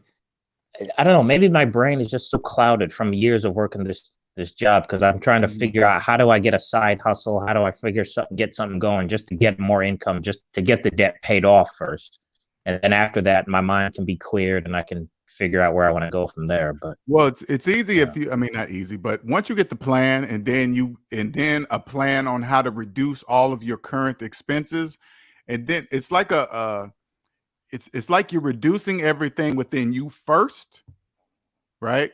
That you could possibly do. And now that you minimized everything that you could possibly reduce inside of your life, then you'll have better clarity on what kind of side hustle you're going to do, because all that money on the side hustle will go completely to debt. More of it will go, instead of let me give an example. Say like you had I'm gonna just use nice round numbers. Say like you had a phone bill that was $100 a month. I show a person how to get the exact same phone service for $50 a month. Now they could take that $50 that they would have normally been spending per month on that phone bill. Now they put $50 extra towards their debt. And they still have the same phone. They don't really feel like it's changed because they still got the exact same phone service. So it doesn't really feel like anything, but you are putting more money towards debt. Okay. That's what I mean. Okay. So all right. So I cut out one expense. So let me just keep looking see what else I can cut out. You look at everything you're making payments on right now. Every service that do I really need that service? Nope. Cancel. How can I do need a phone, but I don't really feel like paying that much money. How can I reduce that? Then you do that. I'm paying how much insurance? How much is my deductible? Oh, if I just do this, my car insurance is way less. Oh, okay, cool. I'll just do that. Okay. That sounds good. That's great advice. Appreciate it, man. I'm glad I still glad I discovered this channel months ago, because I appreciate it, man. I remember. Thank you for following too. Yeah, because I know Robert just jumped off the chat, but that thing he was talking about, how they took the PS4 money out of his paycheck, they did the same thing in my workplace a few years back. Oh, So it's $50 gift card, or at this clothing store or whatever that place, but they Yeah. take the $50 out of your paycheck. So I don't get what's the purpose of giving you the gift card if you paying for it? I don't get it. It's a tax write-off for them, so they just take it out of your pocket, basically. But you're not getting anything though. If they give it, you're paying for it, a $50 gift card. Exactly. Yeah, that's why it was another coworker who let me know that. No, they're taking the 50 out of your paycheck. Oh, and I then know. the supervisor tried to talk me into, well, no, it's good because of your taxes, blah blah blah. And it's like his explanation didn't make any sense. Yeah, I'm good.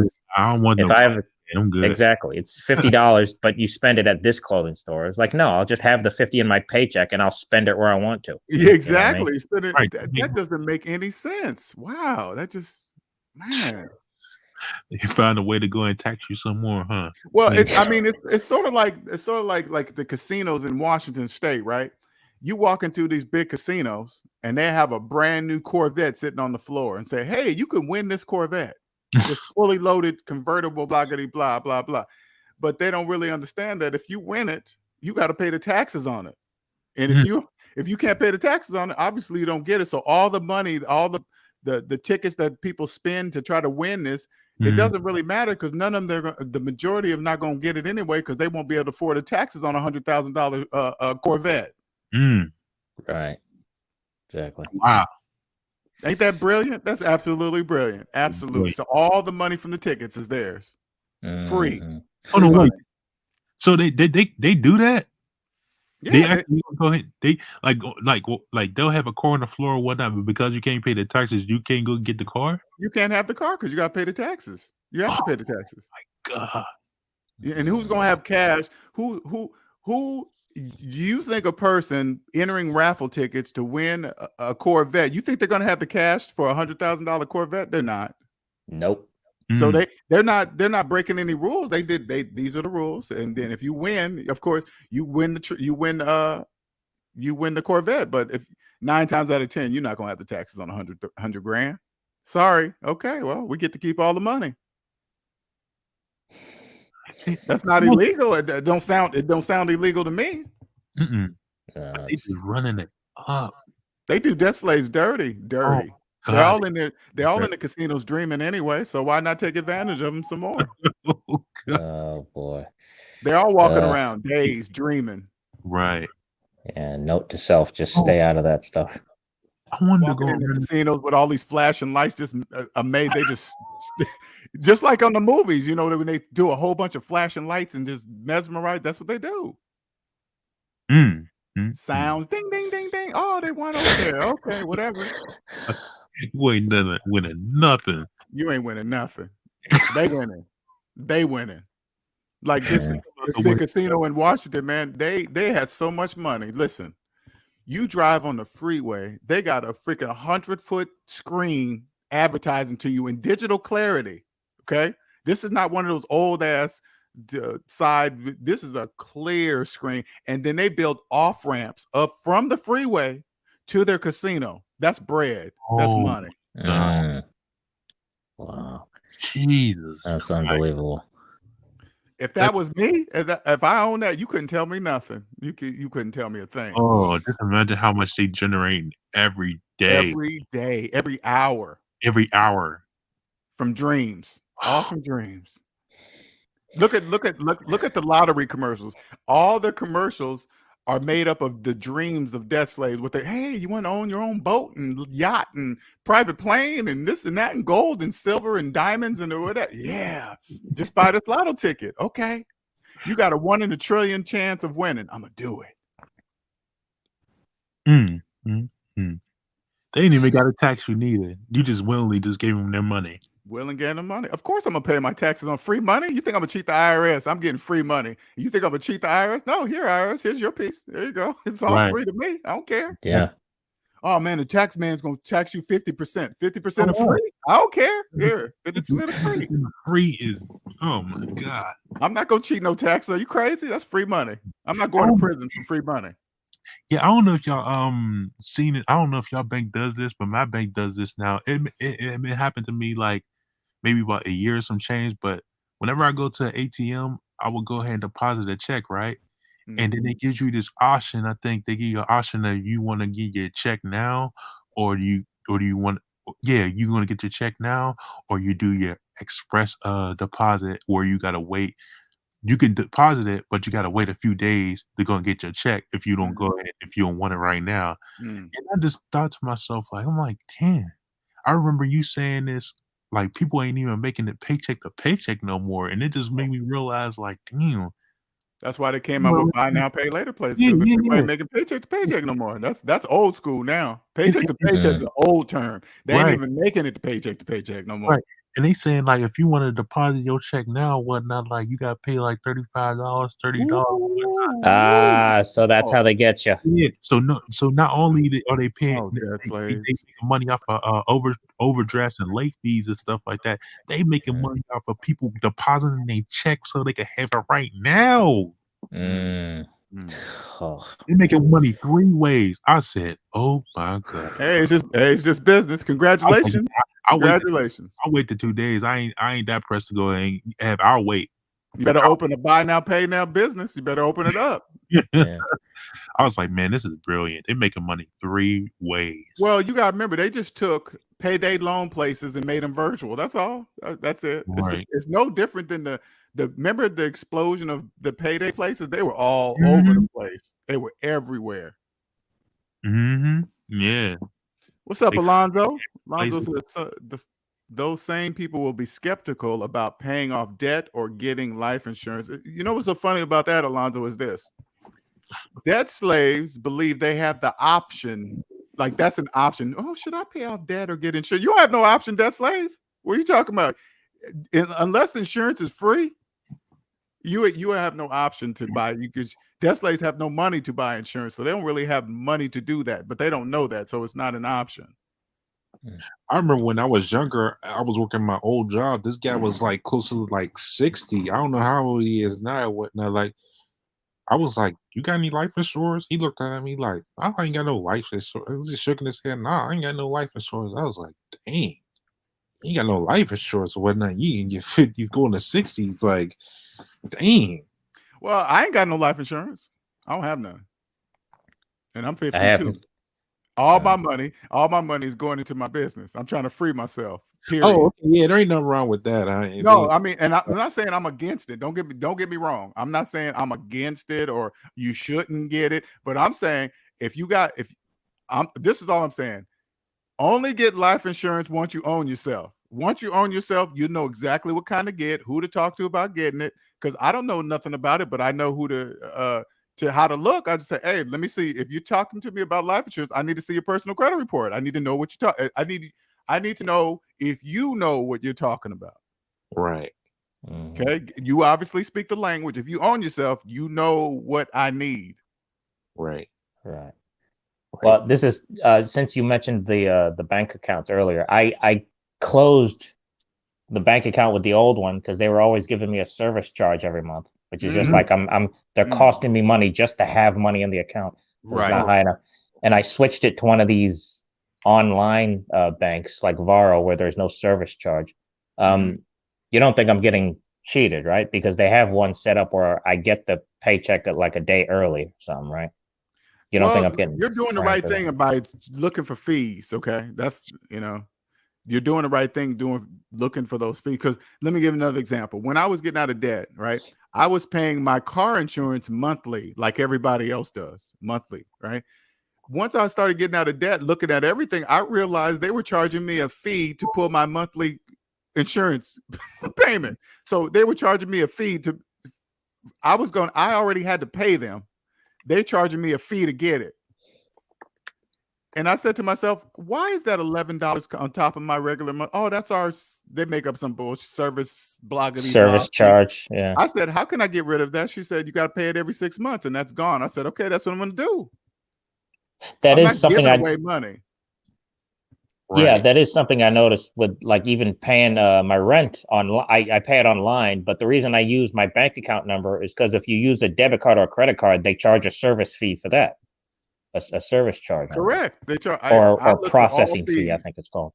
All fees I look for. Why is that there? No, I'm not. I don't care if it's $5. You ain't getting it for free just because. No. Right. Yeah. And on short, I'm sorry. No, go ahead. Go ahead. And stuff like that, you can go ahead and pay in order. Or if you go ahead and knock that off or whatnot, you could pay either like 6 or 8 months or something like that in advance. Mm-hmm. Yeah, I pay mine 6 months in advance. I wish they would go a year. It's like for my insurance. Let me give you an example. For my insurance, I ask for the highest deductible, which reduces the premium because when you have no debt, you will always have money in the bank. So a high deductible won't be nothing to you. Okay. And then I pay it every 6 months. I wish they would go a year, but they only go 6 months. There are some insurance companies that offer like a 12-month policy, but you have to ask them.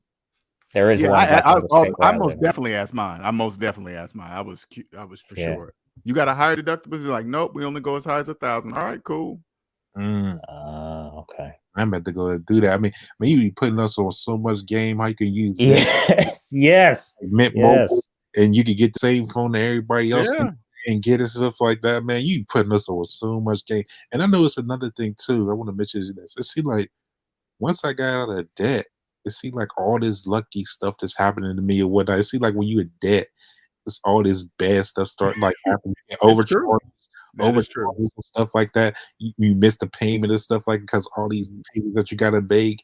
And then once I get out of debt or whatnot, I remember like I think it was a month or so ago, I ended up getting a refund check or whatnot from a credit card company and whatnot. I'm like, damn, right? All this luck started happening. Like, this is what I imagine. And I've been thinking about this a lot lately. Sometimes when I'm not on live with you guys, imagine because I want all the SMB family members. I mean, you guys understand. You guys are going to be multimillionaires. Okay, that's going to happen. However you guys do it, that's totally up to you.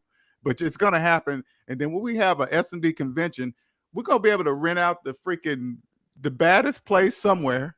Oh, because money's not going to be in an object. We're going to rent out the whole place. Right. And just enjoy it. And just enjoy it and be laughing, talk about death slave stories around the campfire. Hey, what happened at that death slave? Oh, what'd they say? Oh, Yeah. I can see that. I can definitely. It's going to be funny. It's because it's all the choice. Yeah. And I definitely look forward to that one because you gave me the formula and whatnot. I have to go ahead. You can go and have a job or whatnot, but it's the option that you don't need the job or whatnot. Like it's not there if you don't want to go ahead and be there. People don't got that option. You have to be there.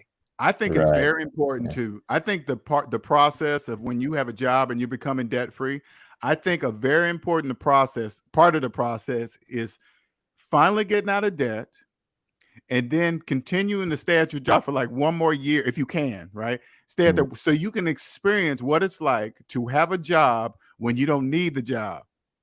What you hear, how they treat you, how they talk about mandatory overtime, or they don't give you no raises, or they think you won't work off the clock for free to be a team player. You're going to recognize all that stuff. You're going to be like, hey, that means give away the time of my life for free?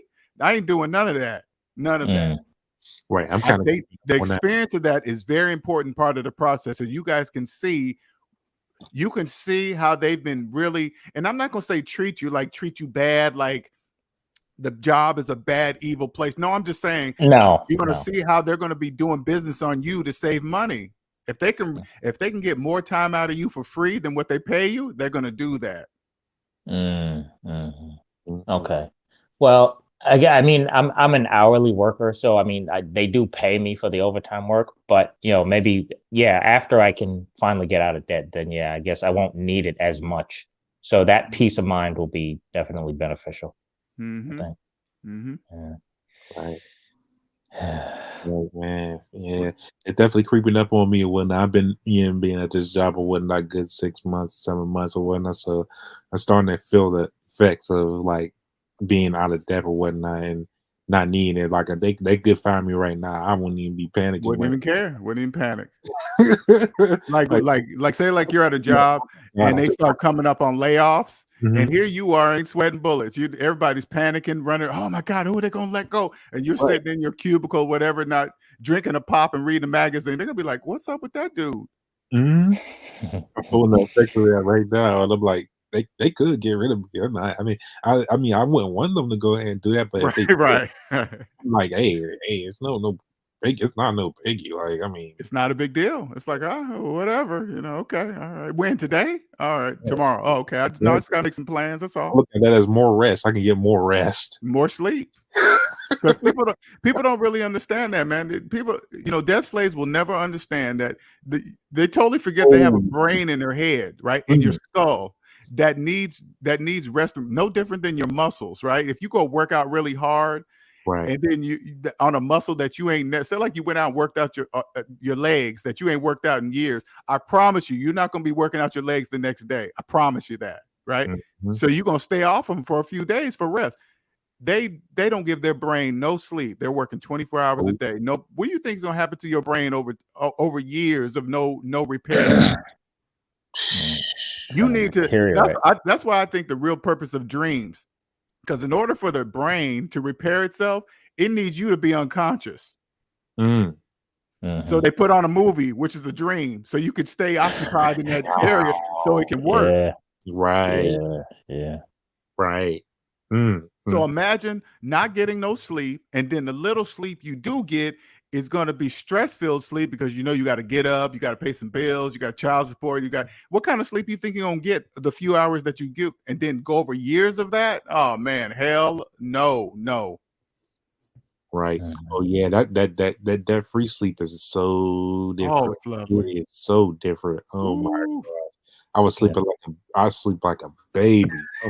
Oh, it is looking forward to what that feels like. Yeah. Oh man, Steven, you don't know what you're missing, man. When you sleep, you're gonna feel like first you're gonna feel like a bum. Oh, this is worthless. I feel like I feel like I'm wasting you're gonna go through all the withdrawals from the debt matrix. Oh, I'm not doing anything. Everybody's going to work and I'm just sleeping and sleeping and sleeping. You're gonna be like, oh, this shit feels good. Yes, it does. And I feel bad for people who got to work 2 jobs and stuff. Oh man, awful. I feel bad for them. I feel bad too. I'm like, man, they can't even sleep. I gotta go to sleep, man. They got work at 2 jobs and get like 4 hours of sleep, 3 hours of sleep every day and whatnot. They got kids they got to attend to. I'm like, oh yeah, man, I'll sleep when I die. I'm grinding. You're gonna be dead pretty quick. You are. Yeah, you gonna sleep when you die, all right. I like that quote for you. Like that one caught my eye too. Like it was a lie that you mentioned when I was like, yeah. Well, I used to believe in that too, LJ. When I was younger, I'd be like, man, I got so much energy, man. I'm gonna sleep when I used to think and your brain saying, what about me? What about me? You cannot function without me. So what? You don't give me no repair time? Oh, you ain't gonna function. Period. That's me up too. I was like, nope, this ain't for me. Okay, Alonzo says Geico has a 1-year policy. This is check this out, Alonzo. This is my rule on commercials, okay? And this is just me. If I come across a car insurance commercial that's using characters in their commercials, like the little Geico and trying to be funny and shit, I know that I don't think they're talking to me because a gecko don't got nothing to do with car insurance. Why they got a gecko there? I don't get it. And he's talking. Geckos don't talk. I know they're not talking to me. They're talking to the majority. Like, so I'm not really I don't really buy stuff from the people that use gimmicks like that. Right. Mm-hmm. You shop for the one that you want, right? I shop for the one that makes the most, not only financial sense, coverage, quality of service. You know what I'm saying? I'll pay for like when you go to Chick-fil-A, I always use this example because everybody knows. You go there, the quality of service of Chick-fil-A at a fast food restaurant is uncomparable. Who can compare to them? I don't go there that often because the lines are always super long. But exactly, they're super long. Nobody can compare to Chick-fil-A. Nobody, and I'm not. And even though they're good, I'm not waiting in the line for 30 minutes to get a Chick-fil-A. No, I'm not doing that. So I park the car because people drive through most of the time. So I park the car and walk in. I'm always in and out. Bam, because I'm walking. Mm-hmm. I'm walking in the restaurant. Mm-hmm. Yeah, I don't like standing in those big long lines and stuff like that. Like, nah. Yeah, that's just too much or whatnot. But yeah, just like you said before, yeah, Chick-fil-A, man, they got everything, all the corners on point or whatnot, like customer service down to the T. Like, I never went to a Chick-fil-A and people don't somebody had to drive to argue with me about my order. Right. Or sound like they don't want to be there, or you can barely understand them. They don't. I guarantee you, Chick-fil-A don't hire people like that. Oh, you can't talk? Yeah, you can't work here. Right. And they're not paying attention to the order. Right. Yeah. Always pay attention, and they say, "Oh, my pleasure." When the last time you go to McDonald's and you heard "my pleasure"? Right. No. And you know, so crazy. This was impresses me about Chick-fil-A. Now I don't go there all the time. I'm just impressed by the business model, okay, and their service, right? Mm-hmm. You see how they handled this pandemic? Oh man, it was cleaning. That was. I don't know who the coordinator was. I bet you they paid that motherfucker any amount of money he want. That was perfect. They got all the latest electronic shit, the shit that they're going to remember. A pandemic only happens once in a lifetime, a worldwide. So all the stuff they bought, they're not going to use it anymore. But they did it to keep up their reputation. We got so much money, we're going to take a day off. That's what we're going to do. We don't care. We're going to take one day off out of the week because we can. Closed on Sundays. Nobody else does that. Right. Chick-fil-A does. Because we making that much money. Every time you drive by Chick-fil-A, no matter what time it is, lines. Do you see any Chick-fil-A ads for real, like McDonald's and Burger King and stuff like that? Because I don't see too many Chick-fil-A. I've never seen any commercials for Chick-fil-A, I don't think. I don't see any commercials for Chick-fil-A. I don't see them marketing them on billboards and oh yeah, you get one, get two, three, get this. I've never heard of buy one, get two Chick-fil-A sandwiches. I've never seen that. Yeah. That's crazy. I've never seen that. You're right. You know what I see more of? I see people doing more of Chick-fil-A skits about their impeccable service, being funny. Right. You know, making, hey, you want me to hey, they deliver the food, you want me to cut your grass and trim your toenail? You know, they just go extreme, right? But that just helps Chick-fil-A. Chick-fil-A is like, that's because our service is that good. They make funny jokes about it. Wow. Chick-fil-A they just got it. They got it down pat.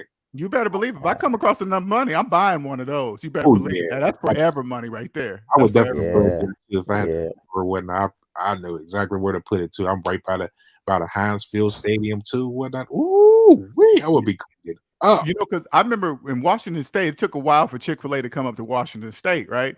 But around, you always hear people on social media, oh, Chick-fil-A, this Chick-fil-A. I'm just like, it's just fucking fast food, whatever, right?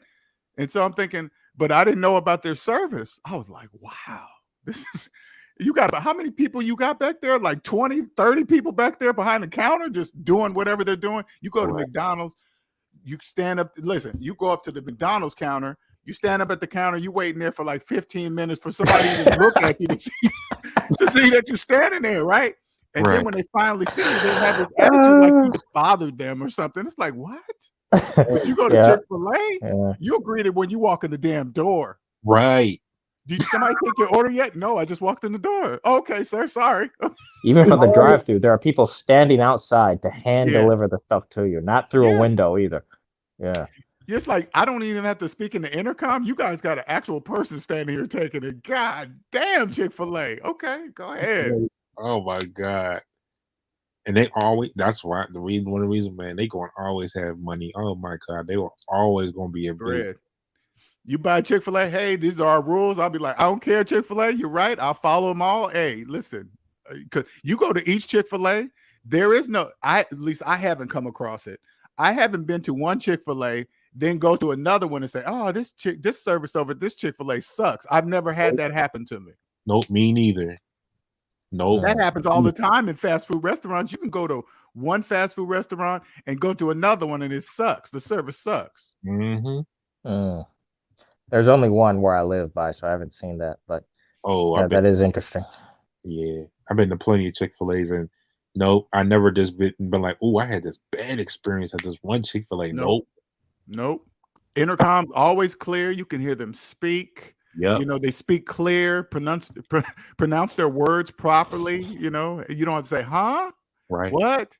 Bathroom is always on point. The bathrooms, I don't never get those clean.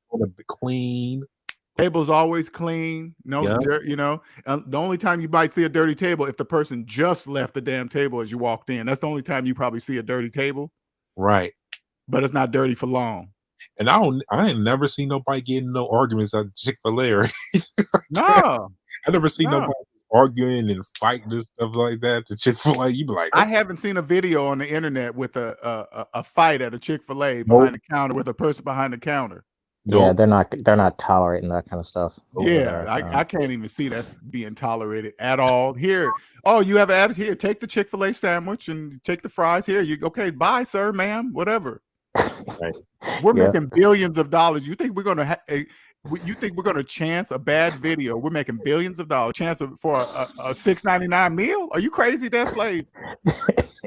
Here, take it for free. Here's a gift card too on us, just so it don't happen. Yeah.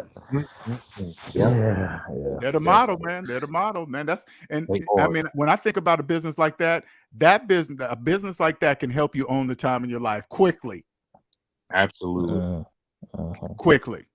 If I was to go through a franchise, it would definitely be Chick-fil-A. Chick-fil-A for sure. You just gotta understand. I think to go there, you gotta have the right work ethic. You better believe if you go to a franchise like that and say, I want to own a Chick-fil-A, the first thing they're going to do, especially a business like that, is run your personal credit report. See how you treat the business of yourself. Yeah. That's step one. That is step one. Believe that. Yeah, no doubt. All right, LJ, I'm about to log off though, but thanks for having me come on, though. 3 hours. I'm about to wrap this up anyway. It's been 3 hours. All right, thanks, man. Appreciate it. Take care. Yep. Thank you, Stephen. Thank you, Dorian. Much appreciated, sir. Yes, sir, man. Look forward to going and talk to you soon, man. You have a good Father's Day. Okay, you too, sir. All right. Bye. Wow, I don't know how we went from Lust to Chick-fil-A. I don't know.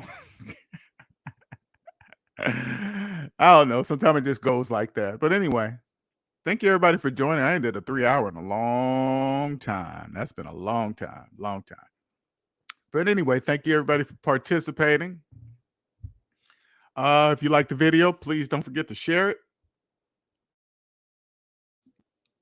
Those of you guys that are listening in the car, I can be contacted at savings-debt@gmail.com. Cash App is savings-debt. Lust for chicken sandwiches.